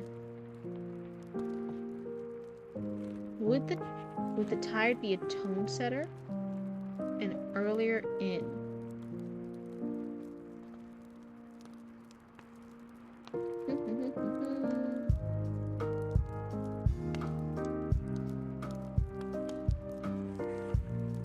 Oh, so you're saying with this, I'm so very tired, be better to do it before the gate, so it should be Camp Wash. Gates are thrown open well in advance of my animate's arrival, and the prisoners crowd the gate to get a look at Kaba in his vert and ermine glory. I am so very tired, and I despair to feel myself relax and lose the edge, and swagger in a walk. Yeah, it may be swagger, but then also being so tired and despairing. Maybe those are like a little bit different. Or is it an earned tired from all going in? I'm not quite sure. It's not immediately jumping out to me as wrong. I think you could change it around and it would still be fine, but it's not like a huge red flag of like, oh, this needs to be fixed. I think it's fine.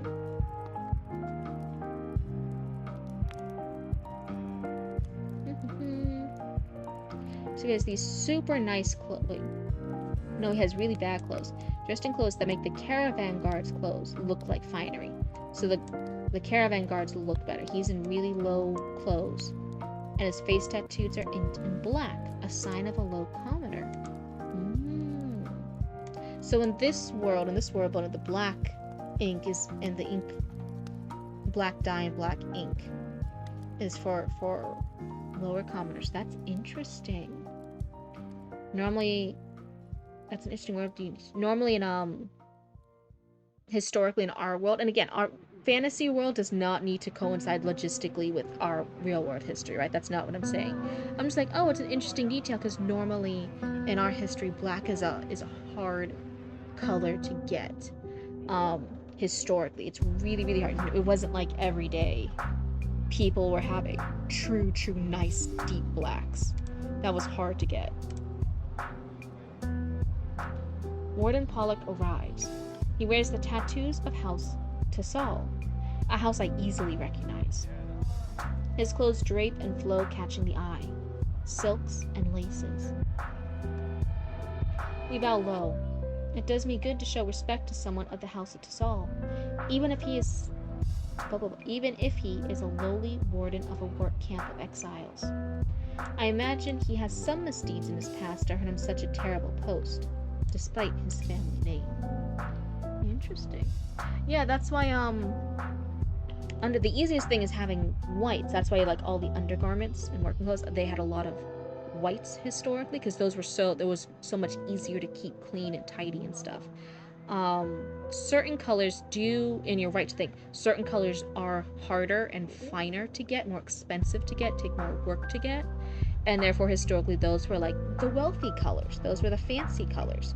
Sometimes if you did have access to colors, having more colors was the way to show that you were like fancier and had the money.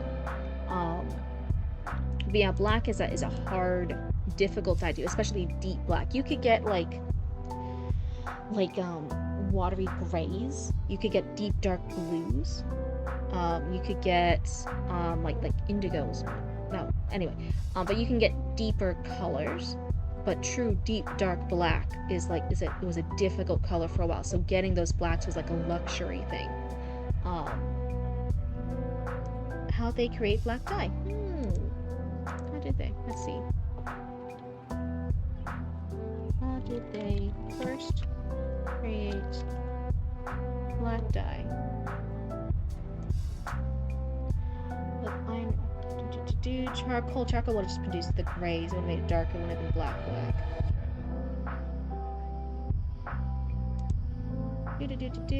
Mud dyeing.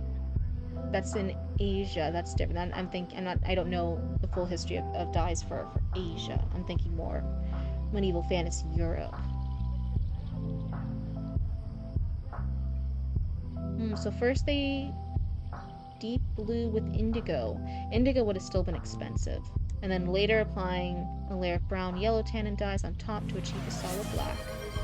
Oh, thank you for the posture check. Everyone unshrimp your backs. We're gonna relax our backs. We're gonna move our shoulders back and forth. Turn our heads back and forth. Stretch those necks. Lift up and down your neck. Relax your jaws. I'm always having trouble really with being my jaw too tight. I'm seeing a lot, like it's explaining things in the stupid fucking AI overview things where I'm like, those aren't the actual true black dyes. Those are like the earlier versions where they were just like dark gray, where they were like a not as quality black, but not the true deep black. That came later, and those were expensive. Squid about, yeah, charcoal would have been so common though, and again, it's not that epic, it's not that dark black, you know what I mean? Maybe I'm goth, maybe that explains all the different layers of black. I'm like, charcoal could have gotten you that really dark gray, that off grayish black, but the true black you'll change to gray. For face tattoos, for doesn't it fade away to blue inks? Isn't a lot of black inks in it actually like a blue ink?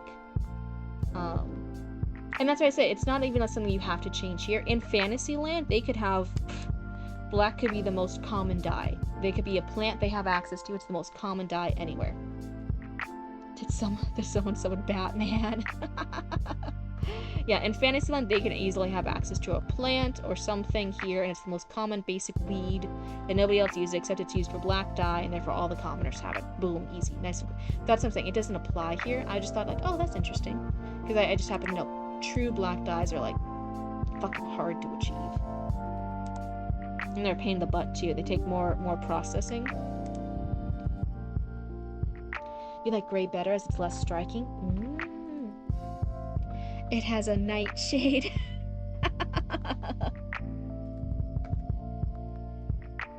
Despite his family name, best not to be too curious. Warden Pollock opens his arms expansively. Welcome to my humble abode. I am truly happy to receive guests, even as the fall of Fort Good Hope troubles my soul. How is Sir Salamar? I much desire to speak with him. I knew him in my youth. Warden Pollock doesn't seem old enough to have known Sir Salamar when he was Rakti. You're calling Sir Salamar so fucking old. Oh no. Still, the possibility intrigues me. How was he in those days? He was a bad influence on me, certainly. Sir Salamar, you joke. Even knights have their past. Come to my office sometime, we'll share a drink, and we can trade stories about our mutual friend. I have many fine vintages, and your caravan is bringing me some choice wines. I notice, even from my height riding Kaaba, that the warden's nose is mottled red. A drinker's nose. Yeah, it's funny. My first thought here is because the voices are normally so distinct, I think Warden Pollock, because he comes from such a nice family, he seems hoity-toity, even though he's in this bad position now. He's from that wealthy family. That's why he has the silks and laces. He has all this fancy stuff. I'm wondering, because he does do like, oh, welcome to my humble abode, all this different stuff. I much desire to speak with him. I'm like, oh yeah, he's speaking fancier. Some of the I feel like some of his other ones we can actually like oomph them up a bit, so he's still speaking fancier. Like he was a bad influence on me, certainly. I'm like, no, that could be fancier.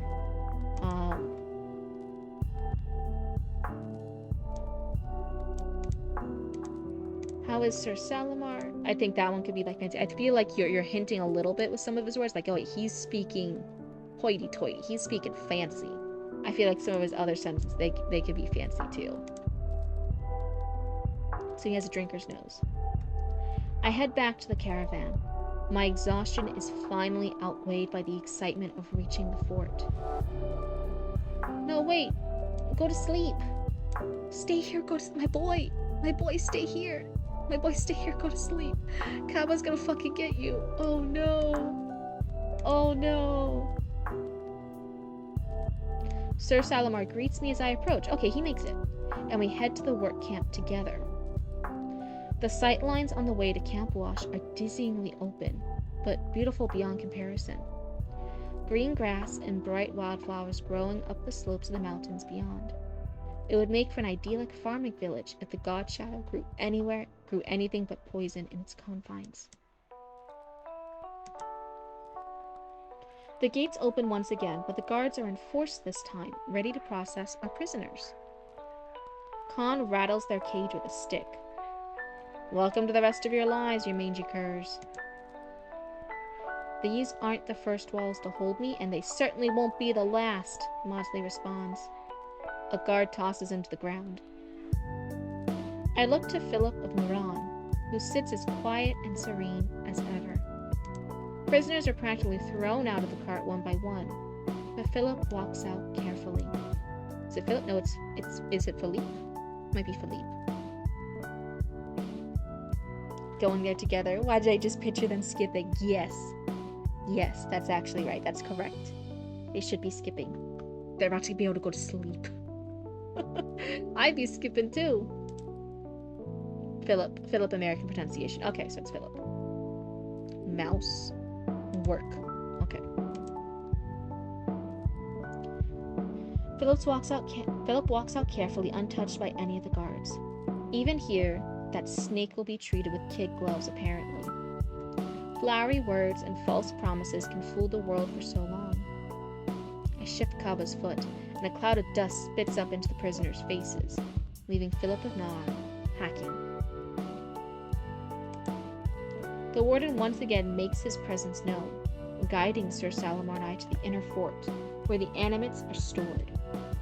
Marcelo accompanies us, and we stake Kaaba first. Yes, my boy needs to go to sleep. He needs to go to sleep. I manacle Onus. Sir Salamar walks over to Warden Pollock and extends his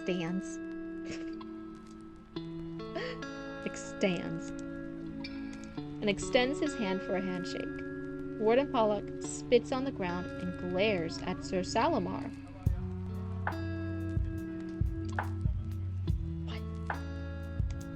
Are we really going to greet each other this way after all these years? Sir Salamar sighs. You are half the reason I'm here. Should I truly greet you as a friend or as an enemy? Warden Pollock? In my youth, had influence on me. What? Oh, no, Oh. How dare that be your hand? Backslap. Commander Roots, where is you? Probably either gaming or asleep. You know, who knows? Roots is up to important things, you know? They're a busy raccoon. Should I truly treat you as a friend or as an enemy? I would have you greet me as a friend, of course. I even brought a peace offering. Sir Salamar reaches into his bag, pulling out a large bottle and a small satchel. Dempy weed and Gallet 627. Restoring vital levels.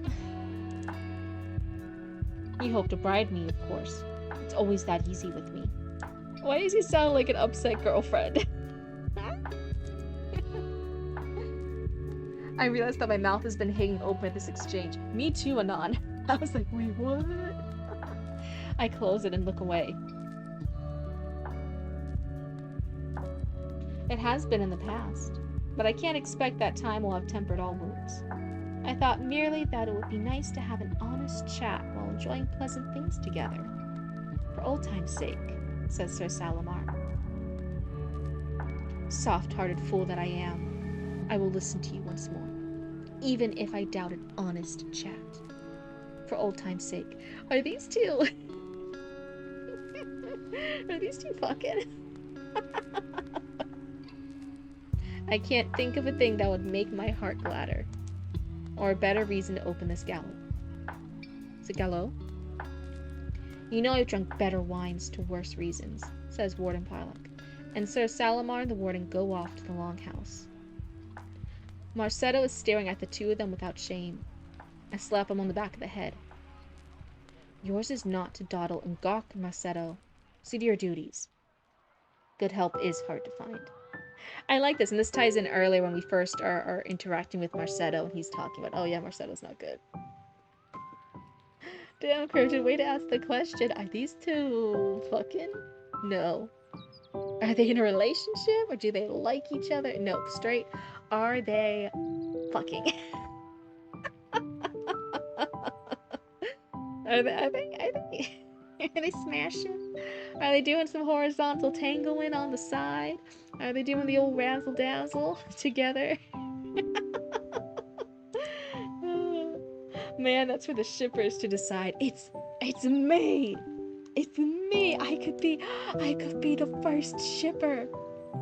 It could be me. I could be the first shipper to this old man Yowie. It could be me. I could be the number one. Oh my god. This is such an honor. This is such an honor. This is such a great title. I could be the first shipper for this old man knight golem Yowie. Yes. And I can even say, oh yeah, and I've even like chatted with Bobicus before, the great famous author Bobicus. They're in my chat, and I'm the first shipper of the old man Yowie. Did I just see that Mambo number 5? Cryptid about to start ranting. Yeah, yeah, because I'm about to have a title. I'm gonna be number 1. I can officially say this gets published and there's a fandom for it. I can be like, oh, you guys are also like so like late to the party. I was the first. Literally, I was the first. I was here first. I'm number 1. That's funny. But I like the callback to like, oh, like good help is hard to find. I remember that from previous descriptions of Marcetto. I think that's a good callback. Mouse, please work. There we go. I walk the campground admiring the chained up animates. You should be asleep. Bobicus, what is my boy doing? What is my boy doing? What is he doing? He needs to go to sleep. Kaba's gonna fucking like rip his face off and beat him in the head with it.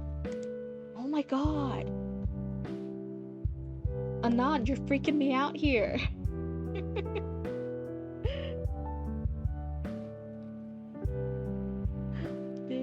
Why did your fanfic say then they banged?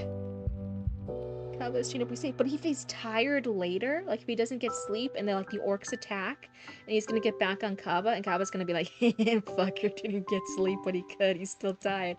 And then Kaba's gonna like rip his face off.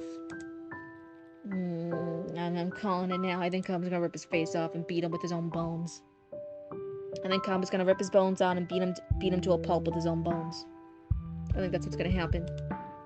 That's what I would do if I was a giant golem.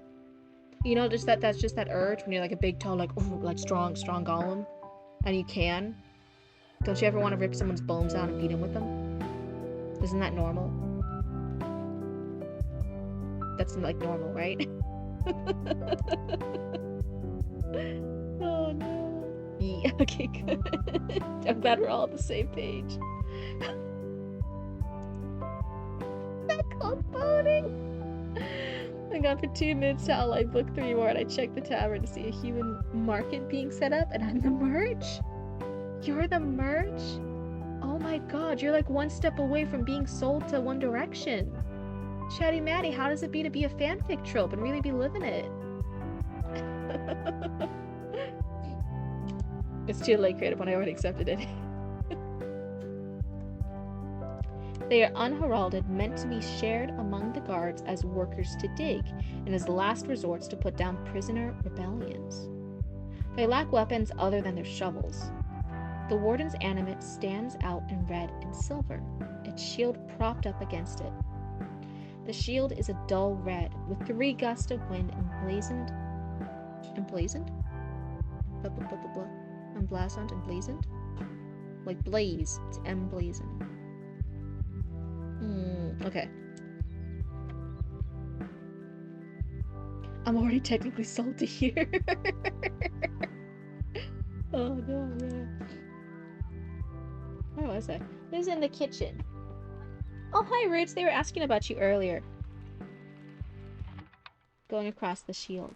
Next to the animate lies an axe. Acid etched to show the skill of the metalsmith. That sounds badass. That sounds badass as fuck. Plain-dressed Josh approaches me, admiring Cepha. Indeed, I reply. What does it stand for? Zephalagia? Warden's pride and joy. Maintaining its shiny axe is more work than I would like. It is not meet for a servant to complain about his task to his betters. It is not... I almost want to say it's not met. Roots has survived. Yeah, I swear, you guys always think that, like, oh yeah, where's Roots? Roots is fine. Roots is just doing other stuff. Shut up. Shut up. Meet is the word, it's just a little archaic. Okay, I almost want to say it's like well met. You know, like when you're like, oh, well met. Oh, so it's not met for a servant to complain. But if you're saying it's like better to be meat, then I'll trust you. I don't know what I'm talking about. I just say words. Roots must be in chat at all times in case the raccoons get out of control. Then I just start throwing around the ban hammer, that's all. Roots is our god and Cryptid is our oracle? What the fuck? It's me. I'm doing all the work. I'm hanging out with you guys for all these hours. Why do all the raccoons like Roots better? It's me. Is it just because they're a raccoon and you guys are raccoons too? It's not just you, it's everyone. Everyone likes Roots more. I'm gonna pack up my things. I'm gonna pack up all my Cryptid stuff. I'm gonna go. Bye. Bye, everybody. See, I'm leaving. I'm leaving. My defense for oracles, just mod behavior. I could leave you whenever I want. I can leave whenever I want. I can leave whenever I want on the relic. I can leave. I'm leaving right now. I'm taking my stuff and I'm going. Slam.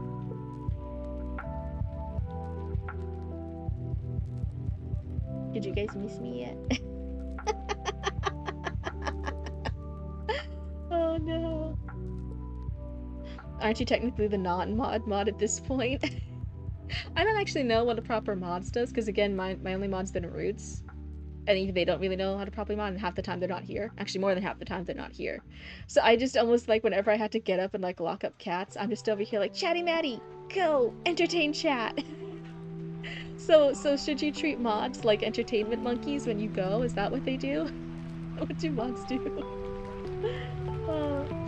Not down the long stairs.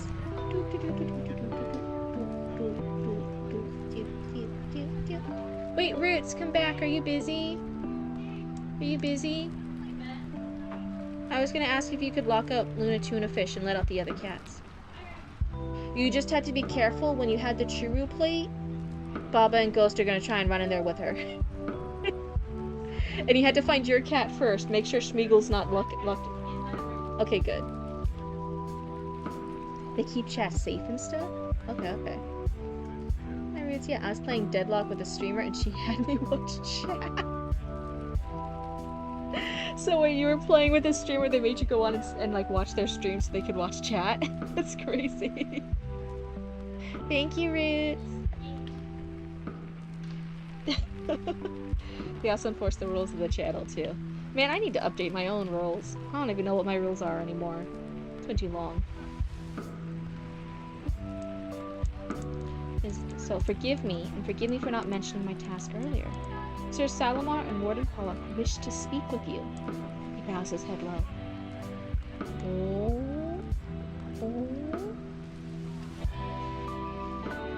They're not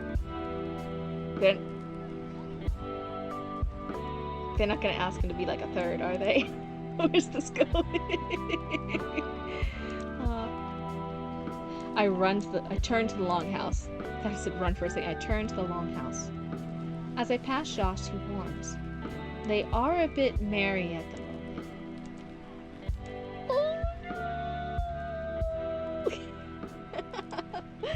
moment. Since it's spicy stuff because Cryptid forgot her rules. Oh no! Let's see. I walk into the longhouse where curtains make rooms. The construction is all pine, no doubt dragged here from the nearby woods by the workhorse animates. Fires running down the center of the longhouse provide warmth, and Sir Salamar and Warden Pollock beckon me over to them, faces flushed. Warden's got orders for us, says Sir Salamar. The fact she knows Maddie would actually do that too. Yeah, Chatty, a lot of my raccoons are actually really, really good. Chatty Maddie's really good. A lot of my raccoons are very, very nice and respectful, and I really appreciate that. I have a really good chat. As you got more and more raccoons, I almost started getting like nervous, like, oh, like, because people say as it gets bigger, you have some more like you had to sometimes bring the hammer down a little bit harder. You had to like reinforce stuff. Because people could be acting out as it gets to be a bigger, more uncontrolled group. But honestly, my group's been like really, really good. Hi. Everything good? Okay, yep. He's out here. So the warden's got orders for us, says Sir Salamar. Orders is a strong term for what we're discussing. These are just next steps. Warden Pollock pours me a drink. I glance at the bottle. It's the Gallo 627. I'm just here to make sure the drowning doesn't actually happen. Regardless of what you call them, someone has to... Oh wait, Roots! Roots! Roots! I want my mocha drink. The chocolate syrup. With a lot of chocolate syrup. I love you! Everyone say thank you, Roots. This Roots has been giving me my fucking mocha drink. You've been fed today. I got you the fucking M&M McFlurry from McDonald's like just a few hours ago. Hi, Commander Roots. Hang the pirate code? It's more like guidelines anyway. What's the full pirate code? What's the pirate code?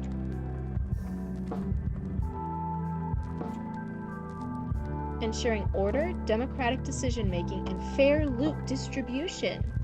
Oh. Keys include equal shares, with captains getting 2 times as much, strict punishment for theft or violence, and maintaining shared equipment. Wow. Wait, the local McDonald's ice cream machine worked? Yeah. Fun fact, in Florida, we don't have that issue as much. Normally, whenever they tell you and you keep going to a place at a McDonald's and the machine's always broken, here's the down low. Here's the tea. Do you guys want to know why whenever you go to a specific McDonald's that machine's always broken? You're normally going there at the same time. That's just your ritual. Like, you normally go there for like lunch or like for your dinner or whatever. You as a person, you're going there at a specific time. That time coincides coinkydinkley with a shift change, and there's a certain part of the day during a shift change where they had to clean out that machine, and then they want to keep it clean and they don't want to use it again because they just fucking cleaned the goddamn ice cream machine. So during that time when they're cleaning it, and right after they've cleaned it and they don't want to use it quite yet, they'll just tell people, oh no, it's down, it's broken, because they don't want to explain it's being cleaned or it's being repaired, or they just don't want to use it because they just cleaned it. So if you go there at the same time, at the same place, that's the time when the ice cream machine's broken. If you go to that same McDonald's but at a different time, suddenly the ice cream machine works. So that's one of the fun things. As someone who travels to Florida a lot, fast food and restaurants in general in the South are so much nicer than in the North. They are all really nice people in the South. Thank you, Roots. I love you. There's a certain higher standard for quote-unquote customer service. The customer service industry in the South is huge, especially Florida. Florida as a state is run by customer service. That's how the state gets money. It's customer service and tourism. So tourist states in general have better customer service. Also think of Disney, think of Universal, think of stuff like that. The standard for customer service is higher in tourism places, and especially places with huge tourism things like Disney and stuff. Does that mean they are actually nice? Oh, fuck no.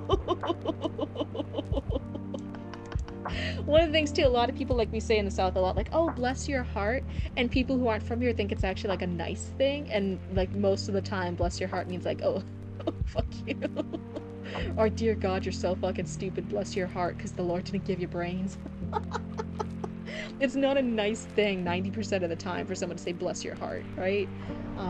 So the South definitely has a feeling of customer service, and people think that's nice. It's not nice. It's people in Atlanta, Georgia, McDonald's at 3 a.m. are really fun, at least from where I was when I left my hotel. Yeah, Atlanta, Georgia is also a really big, popular, like, tourist area, so that makes sense. In Georgia, you can come across people with attitudes for no reason, like, motherfucker, I didn't mess up your day. Yeah, so Atlanta, Georgia, right, that's a big place. That's going to be a tourist place. If you're in the touristy areas, the customer service is going to be more valued, more expected, and people can come across very, very nice when the customer service is good. Which was so nice making me my mocha drink. I love this.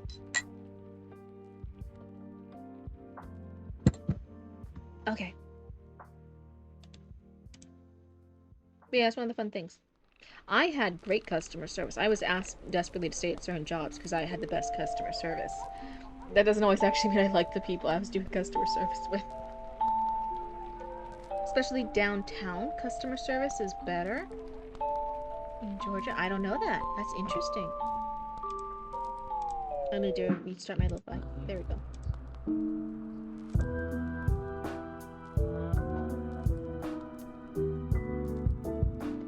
Someone has to tell the Duke about what happened at Fort Good Hope, says Sir Salamar.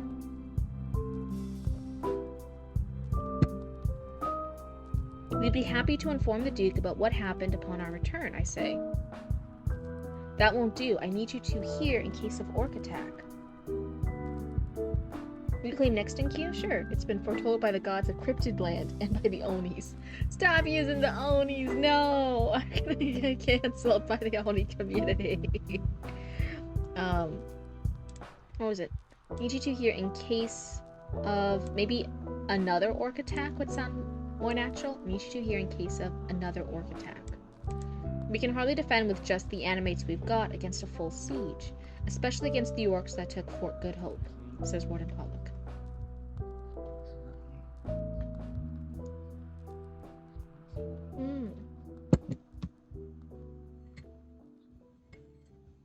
That is not sufficient? What's not sufficient? Onis, come here and get us! No, Onis, look away. It's fine, it's fine. What page are we on? Let me see here. We are on page 13. Start at page 13. So we can read maybe another page. Would that be good? And we can switch over to Relic. On the outskirts where I live, you either get 3 people, super friendly, brighten your day person. I'm only here because I'm broke, or just the person with an attitude.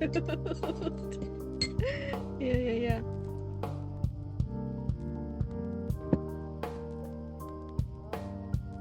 I look at Sir Salamar, who merely nods. Warden Pollock continues. We have to send a guard downstream to Gar. Oni? Hardly know me. Otherwise, we'll just be sending a pincushion full of arrows downstream. Oh wait. Blah blah blah blah. We have to send a guard downstream to Gar.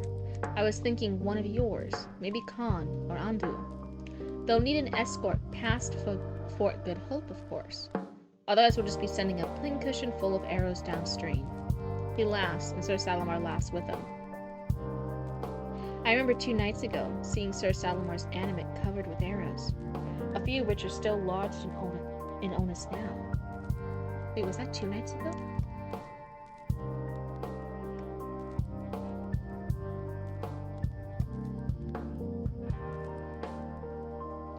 At this point, when he's walking around the campground and admiring Sepha and all the other stuff, is that after a night? Is that the next day? I thought this was originally still the same day, but it might be the next day. If it's the next day, then yeah, it's been... Wait. 2 days ago, not 2 nights. Okay, yeah. I was maybe like, wait, 2 nights. 2 days and 1 night. Yes, it's been 2 days and 1 night. As long as this is the next day.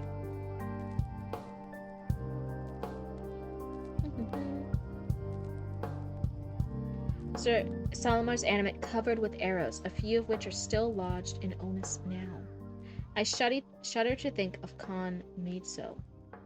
I remember Constable Nancy and Quartermaster Niet, now dead. The guard who had guided me to the copse, lashed to a pole, abandoned at Fort Good Hope. I look at Sir Salamar and Warden Pollock and manage a weak smile. They are indeed merry.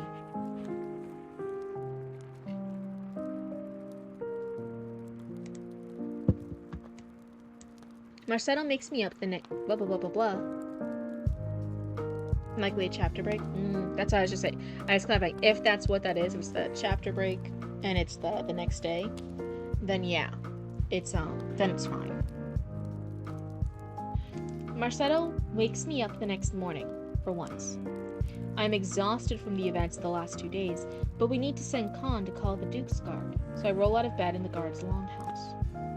The bed is hard, but better than the rough camp I have been permitted as we transport the prisoners to the work camp. Khan's been giving a fine set of guards' clothes, so we can better represent Camp Wash and the fallen of Fort Good Hope to the Duke. Large bags are slung across Onus and Kaba to carry him and the boat, as well as Marcelo, who will be needed to help us chain the animates up at night. For once, Kaba and I march side by side with Sir Salamar and Onus, and questions unasked about the fall of Fort Good Hope come unbidden to my mind. I never mentioned the witch whose cackle signaled the loss of my bearings. She may not even exist. I may have lost my bearings due to the orc's fires. I was thinking that earlier. I'm like, oh, we never mentioned the witch to Sir Salamar, but I didn't say anything because I wondered if it was going to come up later. And yeah, it has. Some consider witches a legend. Where were we? 13? Now we're 14. Okay. I heard something on the wind the day Fort Good Hope fell, I say. Here, I think we could have that. You're talking about you sometimes struggle with the transitions. So I say some consider witches a legend. I like that line. Maybe a line or two about them walking side by side. How does the sun feel? That rocking motion guiding a golem. How does Kaba feel today? Is it silent for a little while? And then finally it breaks it with, I heard something on the wind the day Fort Good Hope fell, I say. Oh, did a little bird tell you something? Sir Salamar replies. Right, I think there could be a few more sentences here to help that transition. I look over to Khan and Marcetto, slung onto Kaba's back with me before continuing. Nothing I can do. They'll have to hear my confession as well. I think I heard a witch. A witch? Khan shouts, laughing. A cackle on the wind, distinct, taunting. I swear it, I continue. I believe you, says Sir Salamar. You believe in witches? I ask. I believe that you heard one. It would be foolish to say more. Continue. Sir Salamar's words are non-committal, but somehow comforting. He's not going to dismiss me out of hand. I like that. I really like the personalities here. And I was mentioning earlier, I was like, oh, it's sometimes really hard to juggle once a character has that distinct voice. But genuinely, it is, I like seeing the different interactions between your characters. I think because their dialogue is so strong. And that's not me saying like, oh, Sir Salamar's like a good person or Anand's a good person. I'm just saying as a reader, I like seeing them interact and talk back and forth. Yay! I definitely like it. They're interesting to read and hear back and forth with.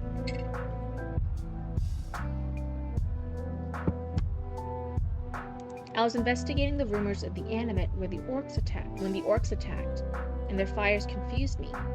I could not find the fort. Twice I heard the cackle of a witch on the wind, and I fear she cast a spell on me, an enchantment that confused me and led me away from the fort. Khan laughs again. Suppose you're not just bad at directions, then?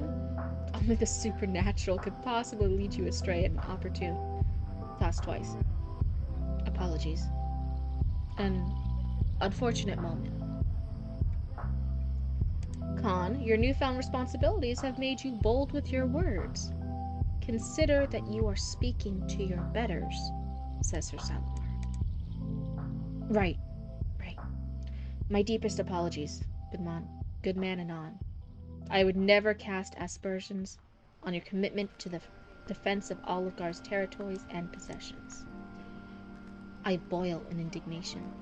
I know how it looks to have gone missing just as the orcs attacked. It looks like cowardice. And Khan has all but called me out. I have not the cleverness to rebut him. I look at Sir Salamar, who is grinning at Khan's insubordination. Khan was always a bit of a bastard. Used to like him for that. Is it any cause for concern? I ask. What do you mean? Sir Salamar asks. Fast or right after each other. The witch. Suppose she cast another spell on us. Rots our food supply, culls our animals. There was no telling what she could do. Indeed, there is no telling. So then, why get your worries up? All of life is uncertain. But Dengi guides us always, says Sir Salamar. Why does he preach at me now? He knows who I am. I know that you know such platitudes are not meant for the Penti. Then what do your Penti virtues make of it? A Penti must be bold and brave in the face of uncertainty. Then there you have your answer, says Sir Salamar. In his cold comfort, the virtues of the Penti. But there is no other way for me to live. Yeah, I was about to say, I think this is a good place to stop. I will notice here, we do have a lot more during this whole scene. It's mostly dialogue. I think this scene in particular, we could break up the dialogue more with some more descriptions. It accelerates hard after this point. Oh, we're now excited. Okay, you resubmit into the queue. because I'm excited to keep reading this. But yeah, for this one scene, I think some of the dialogue can be split up a bit, and has some more descriptions and details. So just the characters, how they feel, how they're turning, the environment, just some more descriptions just to break it up. But otherwise, the actual dialogue itself, I really like it. If you could you highlight just this whole paragraph like I am here? Yeah, good job, Bob, because your story is very good. I'm glad I caught it. Yeah, I did say I do have some.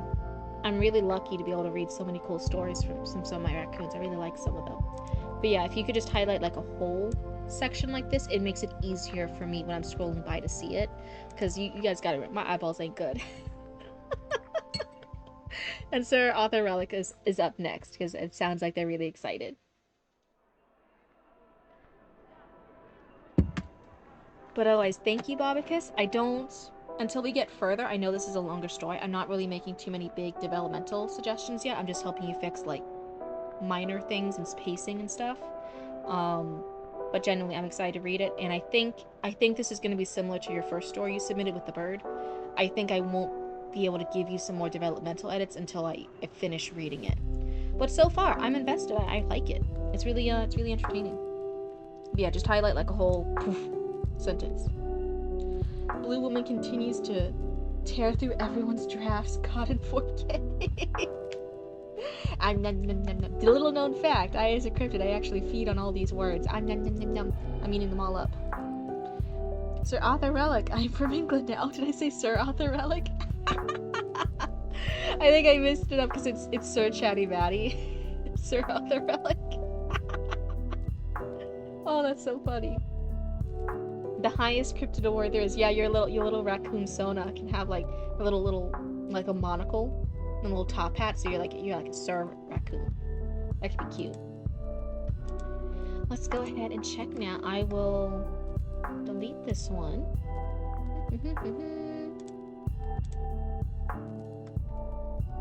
I will delete the memory gate because we read that one too.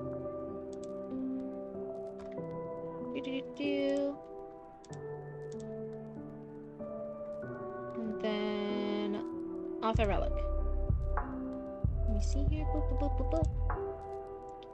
Boop, boop.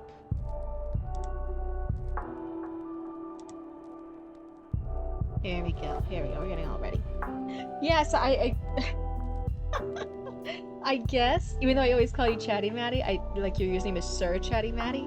I think in the back of my mind, I fudged the words. I fused the words Sir Chatty Matty and Arthur Relic, and I called Arthur Relic Sir Arthur Relic, I guess. Oh my god, that's funny.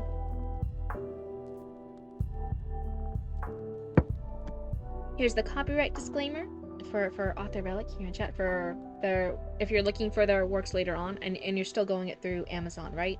It's by David William Connor. You and I are knights now? Oh. Another proof of you consistently staying past the date change. It's the time I have available to do this, you know? It's the time I have. When people sometimes ask me, oh, what does Cryptid do in her free time? And I'm like, you guys are seeing my free time. All my free time's dedicated to this. I'm a wizard. You're a wizard, Harry. Did you put your name in the goblet of fire? Dumbledore said calmly. Oh my goodness. So we had the Lawrence Grimes novel, Book 1, Cinder. It's going to be part of a new book series that Arthur Relic is coming out with. This is the first one. I believe they're waiting a few more days until the official release date is out, if I remember correctly. It was a very calm voice of Dumbledore. Yeah, see, Dumbledore always says things calmly. We all know this. If you're a movie watcher for the Harry Potter movies, you know he says it so very calmly. Oh, it's one of those funny things. Which witch did which witch? The calmest Dumbledore has ever been. Yes, 100%. You guys all know. But yeah, this will be the first one in his new series that Arthur Relic is going through, so I'm excited to dive in. We've seen You said that you've been working on it and editing it at the same time. I believe earlier on we had some chapter previews and stuff. So I'm excited to be able to read another little bit of it here on stream. This will be good. So I'm not sure, this is normally a critique stream, I'm not sure how much critique or feedback you want on anything. If there's anything in particular you want me to keep an eye out for, you can let me know in chat.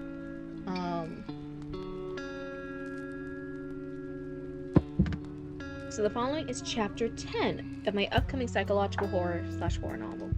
Please enjoy and share your thoughts. Oh yeah, summary. When newly promoted Detroit homicide detective Lawrence Grimes is quietly reassigned to the remote desert town of Cinder, Nevada, after a domestic call goes wrong, he expects exile, not peace. Oh wait, that was a long one. That's how you can tell when they're getting tired. On paper, Cinder is paradise.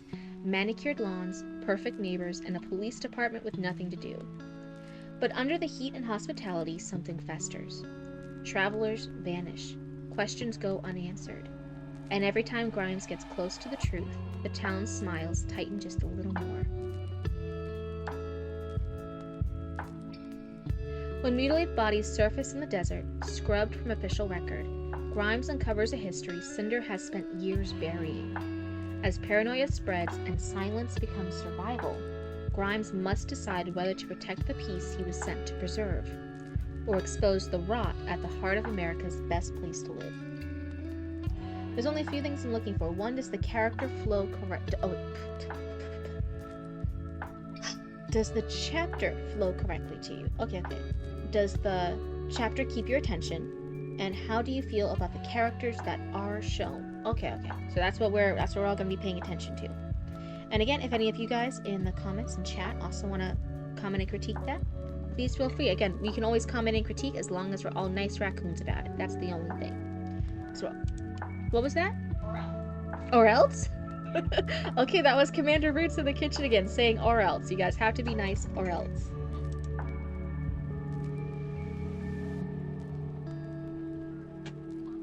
Sorry, I'm taking a quick sippy. Hey, Roots. Did you put this into the sink? Now I'm all done. I'm all done with my mocha drink. I love you. It's so nice having a raccoon to help out. Did I tell you earlier, Roots? We saw a raccoon. I can say this now that Papa Cryptid's asleep. We saw a raccoon. It was on our steps. It was eating Crying Kitty's food. It was a little like teenager. It was like all gangly, like its legs were a little too long for its body. It was like walking all awkwardly. Not like in a rabid way, like in a teenager, like, my legs are so long. What do I do with them? I exist. Why? It was such a cute little fucker. Chapter 10, Confrontation. Let's see how many pages this is. 7 pages. I can do it. I can do it. I'm gonna lock in. The morning light came slowly over Cinder, pale gold pressing through the blinds of Dawes' 24/7 diner, stripping the booths and chrome counters in bands of desert warmth. Striping the booths and chrome counters in bands of desert warmth. Dust motes hung in the air like faint ghosts, catching the sunlight, fading again.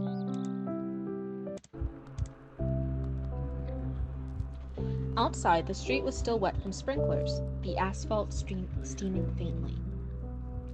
A pickup rolled by, radio blaring a cheerful ad about community picnics and clean streets. Cinder, the best place to live, before fading into static.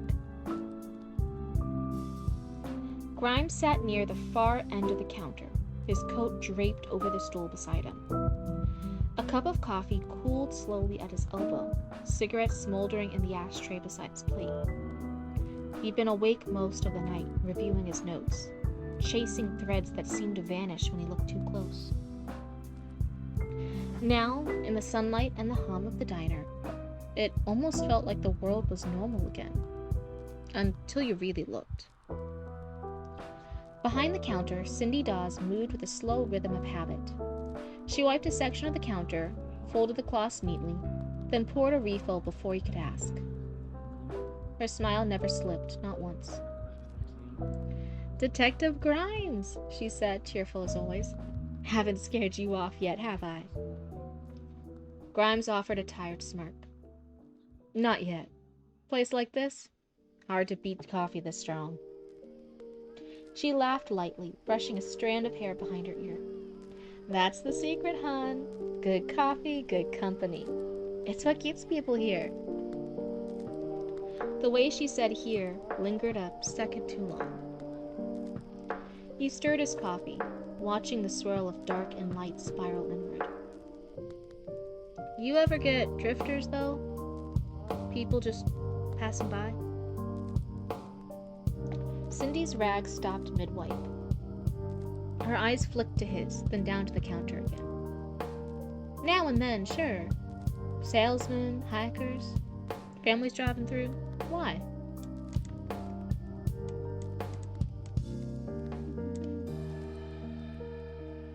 So here she wiped the section of the counter, then she folded the cloth neatly. Then she's pouring a refill. But here she's like mid-swipe again. That like throws me off a little bit. I'm like, hey, wait, I thought she put down the rag. Grimes shrugged, just wondering if they ever came back round. That smile again, practiced, almost maternal. Everyone sticks around, detective. Cinder's home, once you find it. It's supposed to throw you off? If you had more chapters, you would understand. Okay, perfect. As long as it's intentional, that's fine. That's fine. In which case, if it's intentional and you want the readers to fix on it, then that was a good reaction for me, right? I noticed it. I'm like, hey, wait a second. So then that got the reaction that you wanted. So that's a good thing to note. She said it softly, like she said it 100 times before. Grimes pretended not to notice. He cut into his egg, slow and deliberate, watching Cindy move down the counter to pour another refill for no one. The radio fizzed with static, then sputtered into Every Breath You Take by the Police. The song filled the diner like background wallpaper, soft, inescapable. That's the lyrics to Every Breath You Take. The coffee steamed between them. Somewhere near the window, a fly buzzed in lazy circles. Grimes let the moment stretch until it started to ache. Strange song for breakfast, he said. Cindy looked over, smile unbroken. Just what came on the radio? They play a lot of the same ones. He nodded. Seems that way. The ceiling fan rotated overhead, slow and even. It clicked faintly each time it passed the light. Cindy leaned her elbows on the counter, lowering her voice slightly. You're settling in all right? Folks say you've been out at the ridge. Grimes met her eyes. Just following up on our report. Of course. Her tone was casual, but the rhythm was wrong. Well, we don't get much trouble here. Not the kind you're used to. You'll see. This is a good town. He dropped a few bills on the counter and slid off the stool. The song was still playing, the same verse looping softer now, like the radio had lost its place in the tape. Come back anytime, Cindy said, tucking the money neatly into the register. We like having you here. Grimes picked up his coat, pausing at the door. Yeah, he said quietly. I can tell. Sometimes I read lines like this and I'm like, is this how I come across? Do I come across as like a fake nice bitch? Oh no. The bell above the door jingled when he stepped out. Sharp, almost too clear. Outside, the morning air felt heavier than before, the light too bright on the sidewalks. A group of locals stood near the corner, talking in low voices, smiles fixed as if caught in a photograph. What's up, babies? More lyrics from Every Breath You Take? Yeah. The song bled Blah blah blah blah blah. The song bled faintly through the closed doors as Grimes walked down Main Street, the bell's echoes still clinging to the air. Grimes left the diner and lit a cigarette, the smoke curling white against the cobalt sky. The smell of bacon and detergent followed him out, clinging to his coat. Somewhere behind him, the door's bell jingled again, a second time, though he hadn't heard it open. He turned once reflexively. Through the glass, Cindy Dawes stood exactly where she'd been before, hands folded neatly on the counter, eyes fixed toward the window. She didn't wave. Grimes adjusted his tie and started down Main Street. The sidewalks were spotless, freshly washed. Flower beds framed each lamppost. Petunias too vivid, blah blah blah blah blah. Petunias too vivid for desert soil. The same kind of vividness that didn't quite belong. A faint hum came from the streetlights, almost below hearing, blending with the buzz of insects. The first person he passed was Officer Rook, driving a patrol car at a crawl. She spotted him through the windshield, gave a quick, earnest wave, a little smile that seemed genuine enough. Grimes nodded back. But the man riding shotgun didn't move, didn't blink. His face turned slightly toward Grimes, not to meet his gaze, but just past it, like he was watching something over Grimes' shoulder. The window glass caught the sunlight and flared, hiding his eyes completely. And the cruiser rolled on, its tires whispering over the asphalt. A dog barked somewhere up ahead, a harsh, startled sound that shattered the quiet for a moment. Grimes followed it with his eyes. A man in a checkered shirt walking a brown mutt along a curb. The dog strained against the leash, teeth bared, hackles up, staring directly at him. The man smiled politely. "Morning, detective," he said, as though nothing were happening. He tugged the leash once, absently, and kept walking. The dog's eyes stayed on Grimes until the corner swallowed them both. Two women stood outside the bakery next door, each holding a brown paper bag. Their laughter carried on the air, high, cheerful, synchronized, the exact same rise and fall. Grimes slowed, watching them from across the street. When one brushed her hair back, the other did too. Same motion, same rhythm. The hair prickled at the back of his neck. He turned his head toward the reflection in a storefront window and caught his own face doubled there. "What's up?"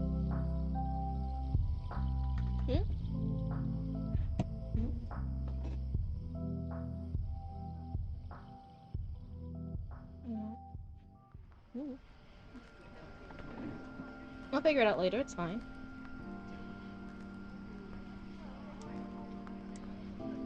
Where was I? Fuck. Sorry, that was a little side note.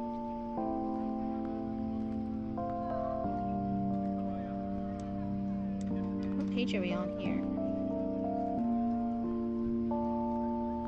This is the third page. Okay.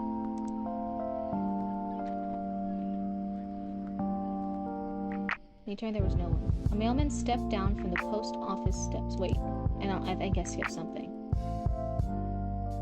He turned his head toward the reflection in a storefront window and caught his own face doubled there, pale in the morning glare, cigarette burning down. For half a heartbeat, he thought he saw another figure standing behind him in the glass. When he turned, there was no one.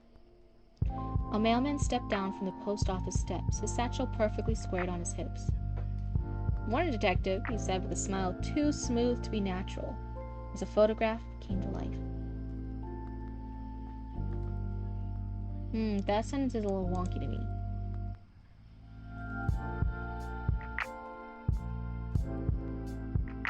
He said with a smile too smooth to be natural, as a photograph came to life.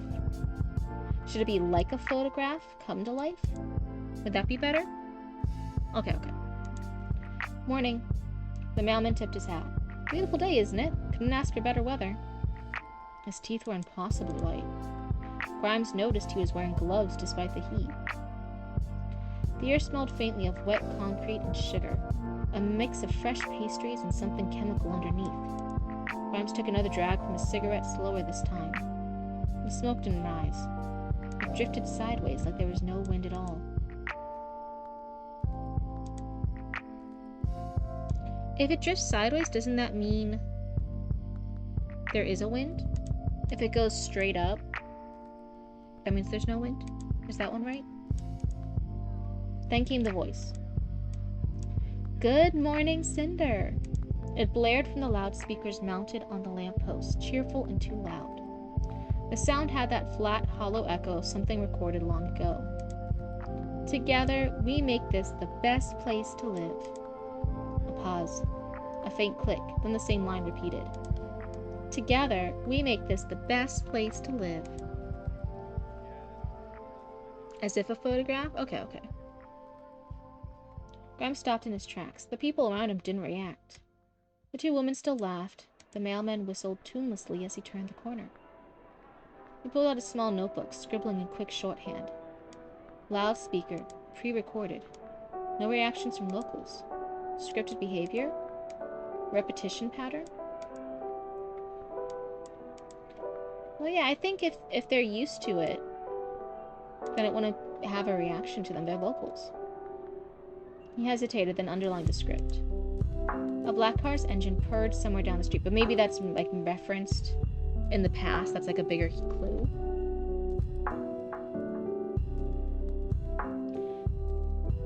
Everything in this chapter is supposed to be this way. Okay, if it hits, cool. If it doesn't, I can change it. This is our main character's first walk alone through town. So you can see something is off. That is for a reason you find out later. Okay. I was wondering if the pre-recorded, that the loudspeaker was relevant earlier. That's what I was asking. Okay. Heard somewhere down the street. When he looked up, a black Crown Victoria rolled slowly through the intersection ahead. Windows down just enough to show three men inside, identical in every way. Black suits, white shirts, sunglasses mirrored and impersonal. They didn't glance at him, not directly. They felt it. That prickle along the back of his neck, the weight of unseen focus. The car passed without changing speed. The men's heads turned slightly in unison to the right, as if observing something invisible on the other side of the street.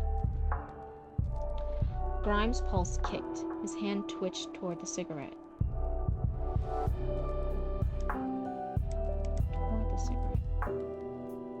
The sedan reached the end of the block, turned and vanished behind a row of sun-bleached storefronts.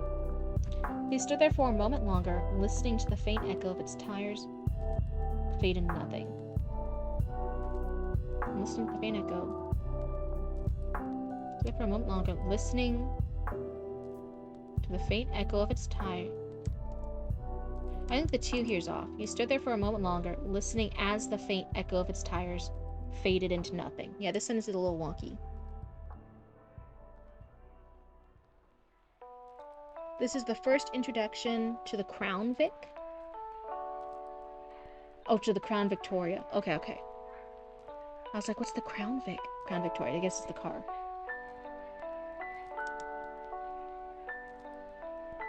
Then he wrote again. Black sedan, three men, not local, nobody else notices. He looked up at the rooftops. An antenna on the town hall's roof rotated lazily, sweeping side to side like a slow mechanical eye. The laughter from the bakery finally stopped. The silence that followed was absolute. Grimes realized he could hear his own heartbeat, steady, loud in the stillness. He rubbed the cigarette out on the edge of a planter, crushed it with his shoe, and looked down the street. You're littering! Grimes, you're littering. They're gonna get you. Every window facing him reflected the same thing. Himself, small and centered, in a town that seemed to be waiting for him to take the next step. He flipped his notebook closed, slid into his coat pocket, and started walking towards City Hall. Grimes climbed the steps, one hand in his coat pocket, the other flickering away the last trace of a cigarette. Wait.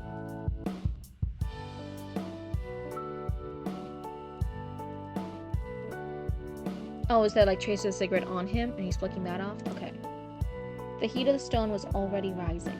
baking the soles of his shoes. Inside, the air was cool and still, carrying the faint scent of wax and old paper.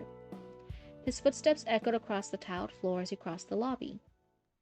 The receptionist, a woman in a pastel blouse with perfect posture, looked up the moment he entered, smiling wide enough to show every tooth. Detective Grimes! Chief Black said you'd be stopping by. Grimes hesitated. Did he? Go right on through. He's waiting for you. I have to cough real quick. Hold on. I'm gonna mute the mic.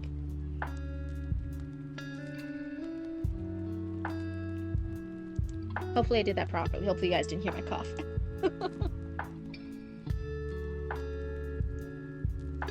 The corridor leading to the chief's office was bright and empty. Sunlight filtered through frosted glass panes.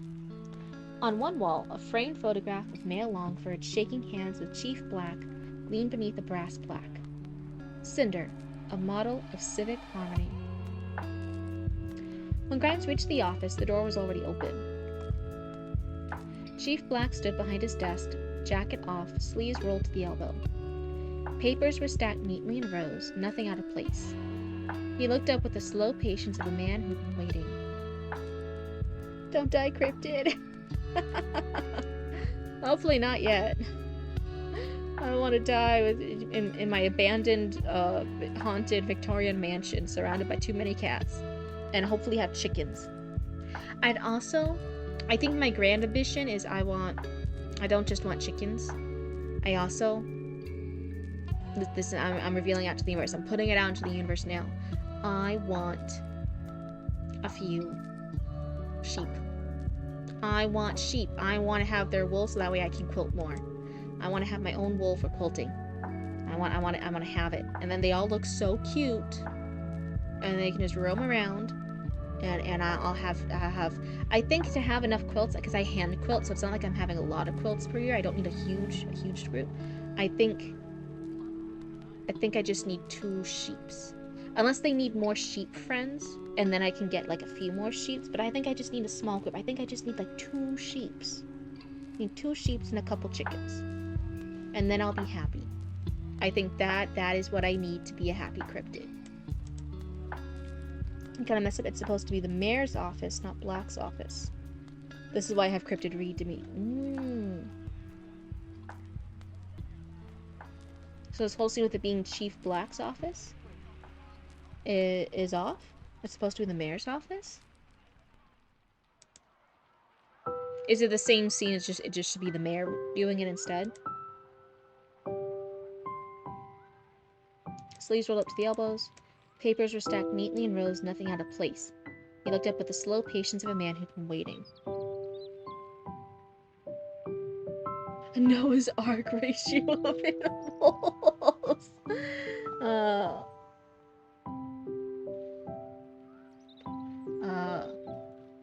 Oh, Chief Black is in the mayor's office. Okay. But you wrote Black's office instead of mayor's office. Got it. So it's the mayor's office, but we're still talking to Chief Black. Got it. You've been busy, he said.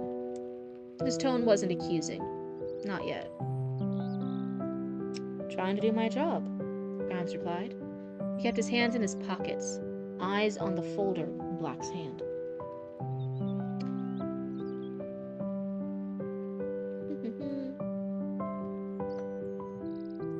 Black shut it gently and placed it on the desk. The Ridge case is still open, and I told you that case was a matter of heat stroke and nothing more. We've got enough to keep you occupied without chasing phantoms. Grimes stepped closer. Phantoms? That's what we're calling bodies now. Black's expression didn't change. Grimes glanced toward the window. Outside, the sunlight reflected off the mirror glass of a passing car. Then maybe you can explain why this town feels like it's holding its breath. Black sighed through his nose, moved to pour himself a cup of coffee from the percolator. They haven't even been here a month. You're seeing patterns that aren't there. People in small towns get comfortable. They stick to habits. It's not Detroit. That's not what I'm talking about. Black turned back to him, mug in hand. Then what are you talking about? Did my model glitch out there? Jeez. The same voices, same conversations, same faces every day. The loudspeakers running slogans like it's a campaign season. The way people look at me like they already know what I'm going to say. Black stirred sugar into his coffee. Spoon clinked softly. It's called Community Detective. You might try getting used to it.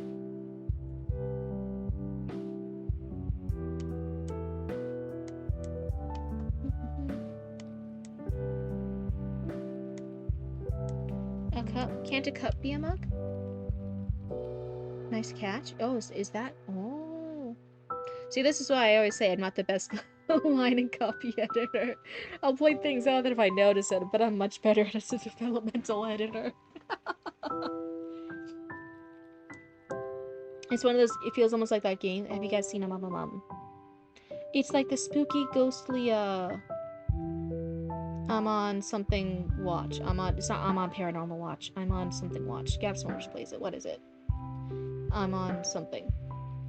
But it's like, if you scroll through the cameras and you have to look for differences, and sometimes the differences are really, really tiny, like on one table there might be 6 spoons, and then when you look back later there might be like 7 spoons, and that's like a difference you have to notice. Oh my god. You're changing as we go and you all catch things? Nice. Observation duty. That game. That's what it's called. Observation duty. I'm not good at that. I'm not good at that. Yeah, good catch, Triangle Toll. Before Grimes could answer, heels clicked in the hallway. Mayor Alice Langford appeared in the doorway, sunlight framing her like a portrait. Her suit was immaculate, cream with gold trim, and her smile radiated composure. Chief, detective, she said pleasantly. I hope I'm not interrupting anything important. Grim straightened slightly. Just talking about community. Ah, she said, gliding into the room. Our favorite topic. It's much easier when you have someone blue read it aloud. Blue in a local cryptid, that's right. Everyone's favorite local cryptid. That's right, I'm everyone's favorite local one. It's true. Black offered her the chair beside his desk. Also, it does sound like it's his desk. It sounds like it's his office, because he's offering her his chair behind his desk. She declined with a gesture, choosing instead to stand between them, hands clasped lightly in front of her. I understand you've been asking questions, Detective, Langford said. That's good. A fresh perspective always helps. Just doing my job, Grimes replied again, voice even. Of course, she nodded, smiling still. But you'll come to see that Cinder's strength lies in balance. Too much curiosity can tip that balance.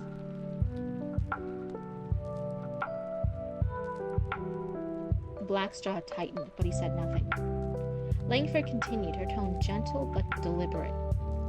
We try to keep certain matters under wraps until the facts are clear. It keeps rumors from spreading. And panic with it. You understand. Grimes met her eyes. I understand there's a line blah blah blah blah blah. I was trying to sound cool. Fuck. I understand there's a line somewhere between discretion and denial. Her smile didn't falter, but her gaze cooled by a degree. Detective, every town has its rhythm. Ours happens to be steady, predictable. That's why people come here, to feel safe. Safe, Grimes echoed. Exactly. She turned toward the window, watching the bright square outside. You'll learn to appreciate it. Eventually. There was something in her tone. Not a threat, not even a warning. More like certainty. She turned back, adjusting the cuff of her jacket. You're doing fine work. Keep your focus on the Rich case, and we'll handle the rest. Before he could respond, she was already moving toward the door. "Good day, Chief Detective." Her perfume, jasmine, and something chemical beneath, lingered in the air after she left. Black set his coffee down. For a long moment, the only sound was the faint tick of the wall clock. Finally, the chief said quietly, "She's right, you know. Some things are better left tidy." Grimes looked at him. "Tidy doesn't solve anything." Black didn't answer. He gathered a few papers, stacked them neatly, and nodded toward the door. Wait, all the papers were already stacked neatly. Is that one of the other things? A silent dismissal. Grimes lingered a second longer before turning away. So yeah, if that one's not intentional, I think when we came in, all the papers were already stacked neatly. In the hallway, he stopped at a framed town poster. Cinder, the best place to live, sunlight flashing off the glass. His reflection merged with a smiling family printed beneath it, their eyes bright, fixed, identical. He took out his notebook and wrote one line before leaving.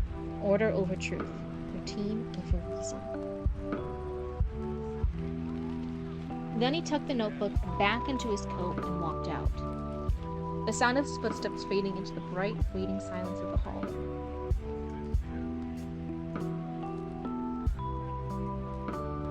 You know, you grab something from a neat pile, you make a mess of it, and then you stick it back to appear useful. I don't know. I never do that. Once something's tidy, I want to keep it tidy for as long as fucking possible, because once something's a mess, it's going to be a mess forever, because it's so hard to clean. It's so hard to be an adult. Every day. Oh my god. I never had to pretend to clean anything, because there's so many things to actually clean. So when I'm pretending to clean, I'm just actually cleaning. Is anyone else like me? Please. Please. It's so hard doing the human life in a house, in a room, and you have stuff and you have to keep it clean. Out in the swamp, you just, as a cryptid in a swamp, you just had leaves, you had dirt. The dirt was where it was supposed to go, it was in the dirt, and the leaves were wherever they wanted to go, they were leaves. And the gators were wherever they wanted to be, and you didn't say shit about that because they were a gator, they could beat you up.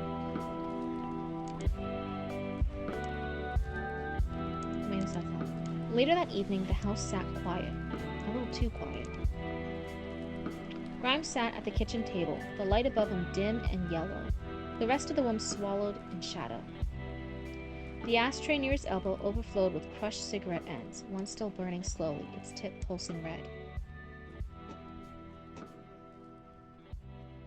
It's causing effects on people. Yeah, I do know that. Okay. You learn more. Everything you read till you find out must be questioned. Is Grimes seeing things, or are people doing things over and over again? I got that people are repeating things. I was just wondering, like, where do those things come from? That's why I was almost like, is Grimes seeing things more? So I was like, how did that happen? Where did this stuff physically appear for them to do that?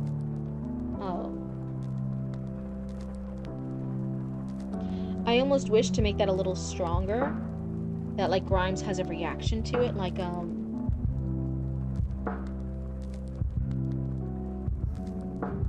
he gathered a few papers, and it would be something like, Grimes didn't even know from where. Stacked them neatly and nodded toward the door.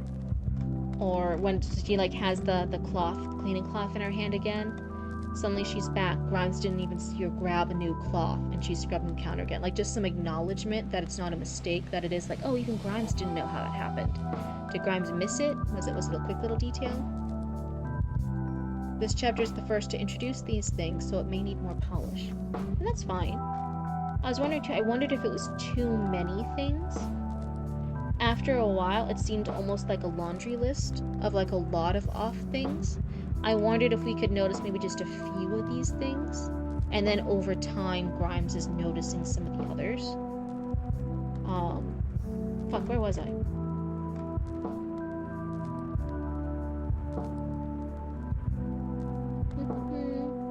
Here we go. Oh, we're on the last page, okay.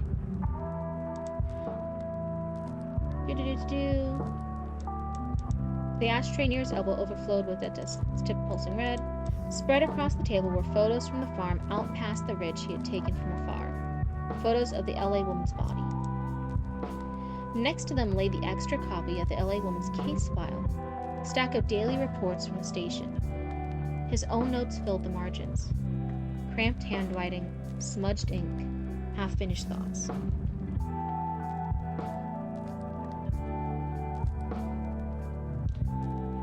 You can see the threefold repetition by a factor of at least 4. Okay. The book is a very slow burn. It's 47 chapters. Yeah, and I just feel, I'm wondering if these little things that you're noticing, like again, maybe having like the 2 to 3 things he notes, but then during the rest of those like next few chapters, then he's noticing the rest. And that could help with the slow burn idea that you have, because then he's slowly discovering these things, rather than all just be noticed in one quick walk. I think that's what Triangle Toll was trying to say, like spread some of these things out a little bit. Where was I? So he's looking at the photos. His own notes filled the margins, cramped handwriting, smudged ink, half-finished thoughts. The chair creaked as he leaned back. His shirt sleeves were rolled, his tie loosened. The silence pressed in, thick as the cigarette smoke curling in the air. A soft sound broke through, the gentle thump of paws.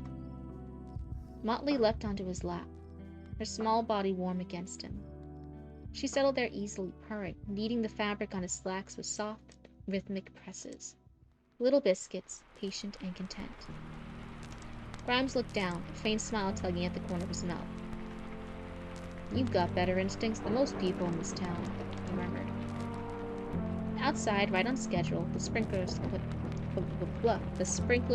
on. The sound filled the street, a soft, mechanical patter against lawns that shouldn't exist in desert soil.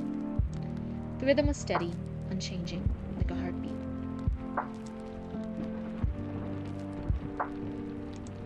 He stared toward the window, watching the thin streams of water catch the streetlights, turning to mist before hitting the ground. Across the street, the silhouettes of houses glowed faintly, families moving behind curtains, same as always. Dinner, dishes, laughter, routine. The cigarette had burned nearly to the filter. He took one last slow drag, exhaled toward the ceiling, and watched the smoke rise and fade into nothing. The night deepened. Grimes closed the case file, gathered the photos into a neat stack, and stared at them a long time before whispering to no one. Something's wrong here. Everyone's pretending it isn't.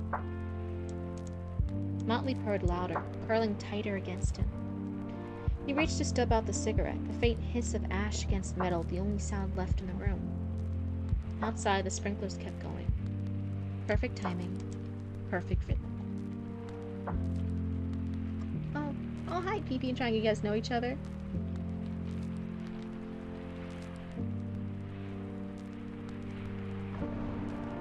Just be careful, Triangle. I don't want to come across the critique too harshly. I think we told author like, hey, I think it repeats a little bit too much. Maybe some of these details could be spread out.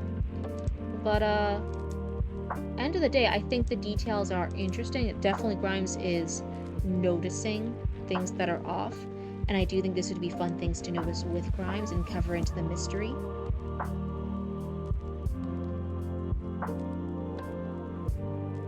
You spoke about Triangle's perspective on arcs. Do you mean like character arcs? Or are you talking about advanced reader copies? What do you mean when you say arcs? I don't know if it's the acronym or not. What do you guys? Is that something else? Yep. Yep, to which one? About character arcs or about... Oh, about character arcs. Okay. Because I was like, I said 2 things. I don't know which one you guys are saying yes to. Okay, so you're just character arcs? Very cool. Very fun topic. So let's see. What was it that author... I pointed out some things. And some things I was supposed to notice. So that's good. It's good that I noticed some of those things. Because those are things author wanted noticed. They gave the feedback about the repetition.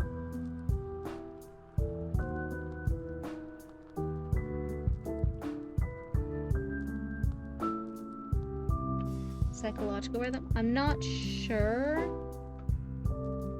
if it delivered on the psychological rhythm. Maybe in context to the book, it works. I am leaning a little bit into like triangle tool, I do feel like it went a little bit much. That's what I was saying. I think the details used, the things he's noticing, are good. I wonder if some of them should just be spread in other chapters. We're slowly building up that, just feel like, yeah, instead of escalating tension, that's something worth tightening. Sharpen without losing the atmosphere. Communicating with a delayed chat. Never ask several yes or no questions in a row. That's a good point, Triangle. I should have. You would think I'd know by now, but no. But yeah, an author relic, I think that's the perfect approach to it. You know what you want to accomplish. You heard feedback, and now you're like, okay, I just need to tighten up a bit, and then it's good.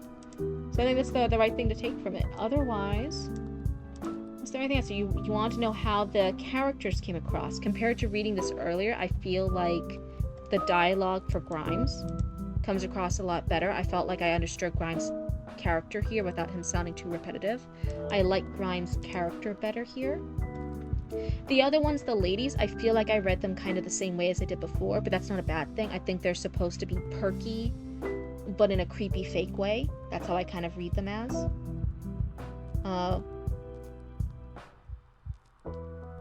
Sunny's full backstory too, by the way. She's much more deeper than the chapters that we've done on stream. That's cool. As a writer, yeah. As a reader and as a writer, sometimes those things are tricky, hard. It's balancing those two different perspectives. But yeah, so I feel like the girls, the Dawes Diner lady, and then the mayor, was it the mayor, right? The lady mayor. I feel like I had the same thing I did the previous time I've read this chapter, but that's not bad. That just means like I think I understand the characters. They're overly friendly in a fake way, in a kind of creepy way, in that fake perky perspective. That's how I kind of read them as. And that naturally kind of made me give them a southern accent. I know they're not like in the south, but in my head that's what that means. That's that kind of personality, so that's how I read it as. So I think I was reading those characters right. And Grimes, I feel, comes across better than the previous version, so I feel like that's on this 3-stream streak. It's your 4th longest relationship. Hello, and welcome on in.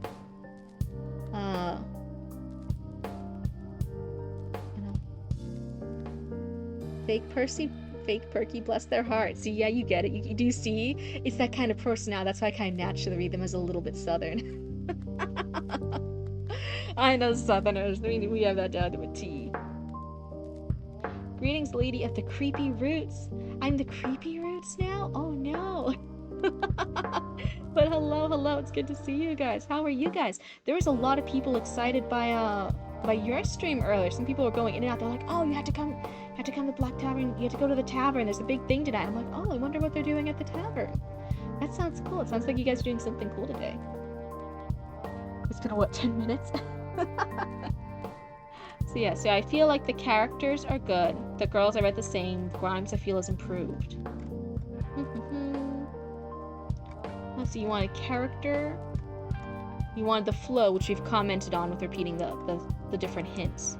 So you already got that critique, so that's fine. And I'm trying to scroll through chat really quick. What were some of the other? Oh, it was just you not being sick anymore? Well, huge congrats on not being sick. Being sick is fucking horrible. So huge congrats on feeling better. Let's see. The proof. Okay, you wanted the chapter flow correctly to you. Does the chapter keep your attention? And how do you feel about the characters that are shown? So I said about the characters, and then I feel like the flow and attention. The attention and the flow was good at the beginning and the end. It was just that series of Grimes noticing everything back to back. That was the only part that was a little bit wonky. But yeah, you already said that you're going to fix that, so I think those are all the tips I can get you for this chapter.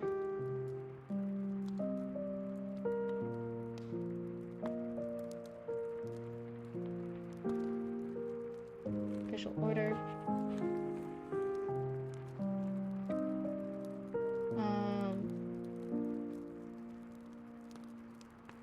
I just think, that's what I was saying, like, it's not even just observation reveal, it's just there's a lot of observations rather than Grimes actually doing stuff. The middle part here is just kind of observation. Oh, wait, I'm good.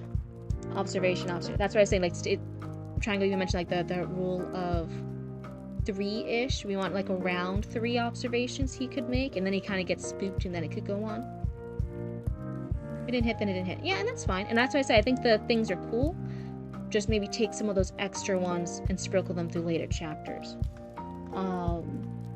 And that was really the only scene that stood out to me as being like, oh, okay, this can be improved on. But I feel like the beginning and the diner scene and the ending scenes where it's in the what you want to change to the mayor's office, and then he's back at home and he's hanging out with the cat. I feel like those scenes are pretty solid. Cryptid, I have a question. Do I need to censor an insult that talks about the mattress tango but doesn't say anything graphic? Are you asking, do you need to censor like fuck? Fuck and fucking is fine. I curse on here. It's fine. If you have any like hard slurs, I might not read the slurs. Just because like I know in my heart I'm just gonna like read something because I'm like, oh well, that's what it says on the thingamajig, and someone's gonna clip it and be like, local cryptid says horrible thing, and I'll be like, no. So if it's like a slur, that's where I kind of draw the line. I don't really say slurs. If it's just a curse word, it's like, okay, yeah, whatever. We can say fuck. We can say damn it. Damn it, what are some other curse words? I forgot. What are some other curse words? I don't remember. There's fuck. Oh shit, we can say shit. We can say fuck, shit. Say god damn it. Cryptid is the worst offender here now.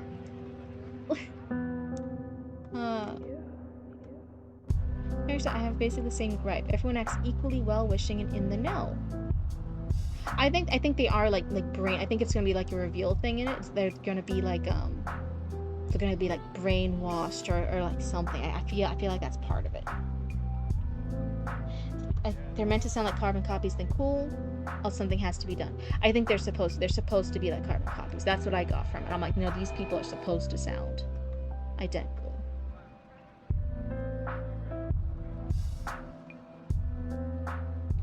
I can't idiom today. It's all good. Vice the Cuss Dictionary for cryptid's words. Yeah, see, everyone is meant to sound like they're delivering the same message with the same effect. I feel like almost they're even supposed to almost sound similar. Maybe the mayor just a little bit more icy. The mayor's a little bit more icy to me compared to everyone else. Yeah. So in that case, I remember some of reading the other chapters of this book author. Like, I think that's intentional. I think that will work. So I wouldn't worry too much about some of the side characters. They are intended to read the same. That's part of the spooky thing happening here. So I think that will work. We have some more unique characters like the other, not black, but the other detective, the lady detective. I feel like she was supposed to be a little bit more unique, at least from the little bit I remember. There were some characters who were like less carbon copied, and then a lot of them are though. We are Borg. I don't know where this is from. We will assimilate you. The self is a prison which only we escaped. Oh, that's ominous. So yeah, I'm not too worried about like some of the characters sounding similar. That's part of the spooky thing. So otherwise, I think, yeah, the only off part is that little middle, with just the multiple observations that Grimes has here. But tightening that up. Wong? What's wrong? Oh, not wrong. It's W-O-N-G. Wong. Who's Wong? Is that the person who says the quote? But yeah, otherwise, thank you, author. This is an exciting little peek. I'm excited to see how the rest of the book unfolds when it comes out. You're announcing the release date in a few days, and you're just tidying up now. So thank you for sharing. I hope some of my little comments here, especially since people were pointing out like, oh, cup and mug, and then we got like a few itty bitty little things. So hopefully that helps make it even a stronger release, and we're all rooting for you. So huge congrats, huge excitement. But thank you so much, and that was Chapter 10, a sneak peek of Chapter 10. Thanks for reading, Cryptid. Thank you so much. It's good to see you again, Author Relic. Sneak peek of Chapter 10, Cinder, for Author Relic here in chat. You guys see my weave screen? I'll hail the weave screen. So I'll go ahead and get rid of that. I feel like we did good today. That was what we did. Galactic Honey. We did some more pages for Bobicus's work, and Bobicus is already resubmitted. And we got to read again from Author Relic, who we haven't gotten to read from for a little while here. Like, this is crazy. Oh hell. Author Relic, it's been a while since you've only popped in and out a little occasionally. Isn't it crazy how many raccoons we've gotten into the cryptid cult? I can't believe it. It's growing fast. I keep getting more raccoons like every day. Papa Cryptid was trying to make jokes like, you have too many raccoons, like you're gonna need to hire like an exterminator soon or something. And I'm like, no, you can't hurt my raccoons. They're all family. Ohana means family, and family means we can't get rid of the raccoons. It is, you're a baby streamer, now you're a big streamer. I don't know if I'm a big streamer yet. Let's not get ahead of ourselves here now. We're sleeping now. Have good rest to stream. Good night, Bobicus, and thank you so much for hanging out with us. I'm excited to keep reading your piece. I like Bobicus's stories. I think it's that type of fantasy that I really like, that just kind of itches the back of my brain. I'm like, yes. The other person whose fantasy I also want to keep reading is Penny BT. I want to get them back in here soon. I'm like, what? Because it was the Alice in Wonderland Hunger Games fairies thing, a little mashup that I thought was really cool, and I'm over here like, Penny. I need to keep reading it. I want to know what happens. Oh, I need to bug Penny at some point to submit some more of that, even if it's off stream. I just want to know. Echoes and rhymes. Yeah, it was really cool. I like that. I'm just that kind of fantasy nerd. I like that stuff. It was like an Alice in Wonderland going to the fairy world for like this Hunger Games-esque battle and all these different like magical shit, and I'm like, this sounds so cool. This is such an interesting mix of shit. But otherwise, it is about 1:30 in the morning here. We got 3 different critiques done. This is exciting. Thank you guys so much for tuning in, but I think I'm actually gonna call it here for the night. I'm gonna read more. I am gonna read yours. You're my first fucking client, Jenny Manny. I have what you have access just ready. And then he said Petty. Yeah. I know I have access to yours. I'm literally gonna be reading the whole fucking book. What is the earliest instance of cryptid writing? Oh, of my writing that you have? Like a Hannibal fic? Or I actually, I never really published or wrote any fanfics. I just like reading a lot of fanfics. You love surreal fantasy and supplanted fantasy, where you get a blending of interesting things. Missing with you. Somebody came on stream the other time and they were like, oh, you're an editor? Do you edit fantasy? Can you be my editor? And I'm like, I'm too much of a baby. Don't ask me that yet. I'm too scared. Can mine probably be last next stream since this chapter is longer? It just depends on who's in. That's why I said it's whoever's in, and then we just go through the queue. That's all. It just depends. But for now, thank you guys for tuning in, and I hope everyone has a wonderful night. I hope you guys are all warm and cozy wherever you are. Good night. Goodbye.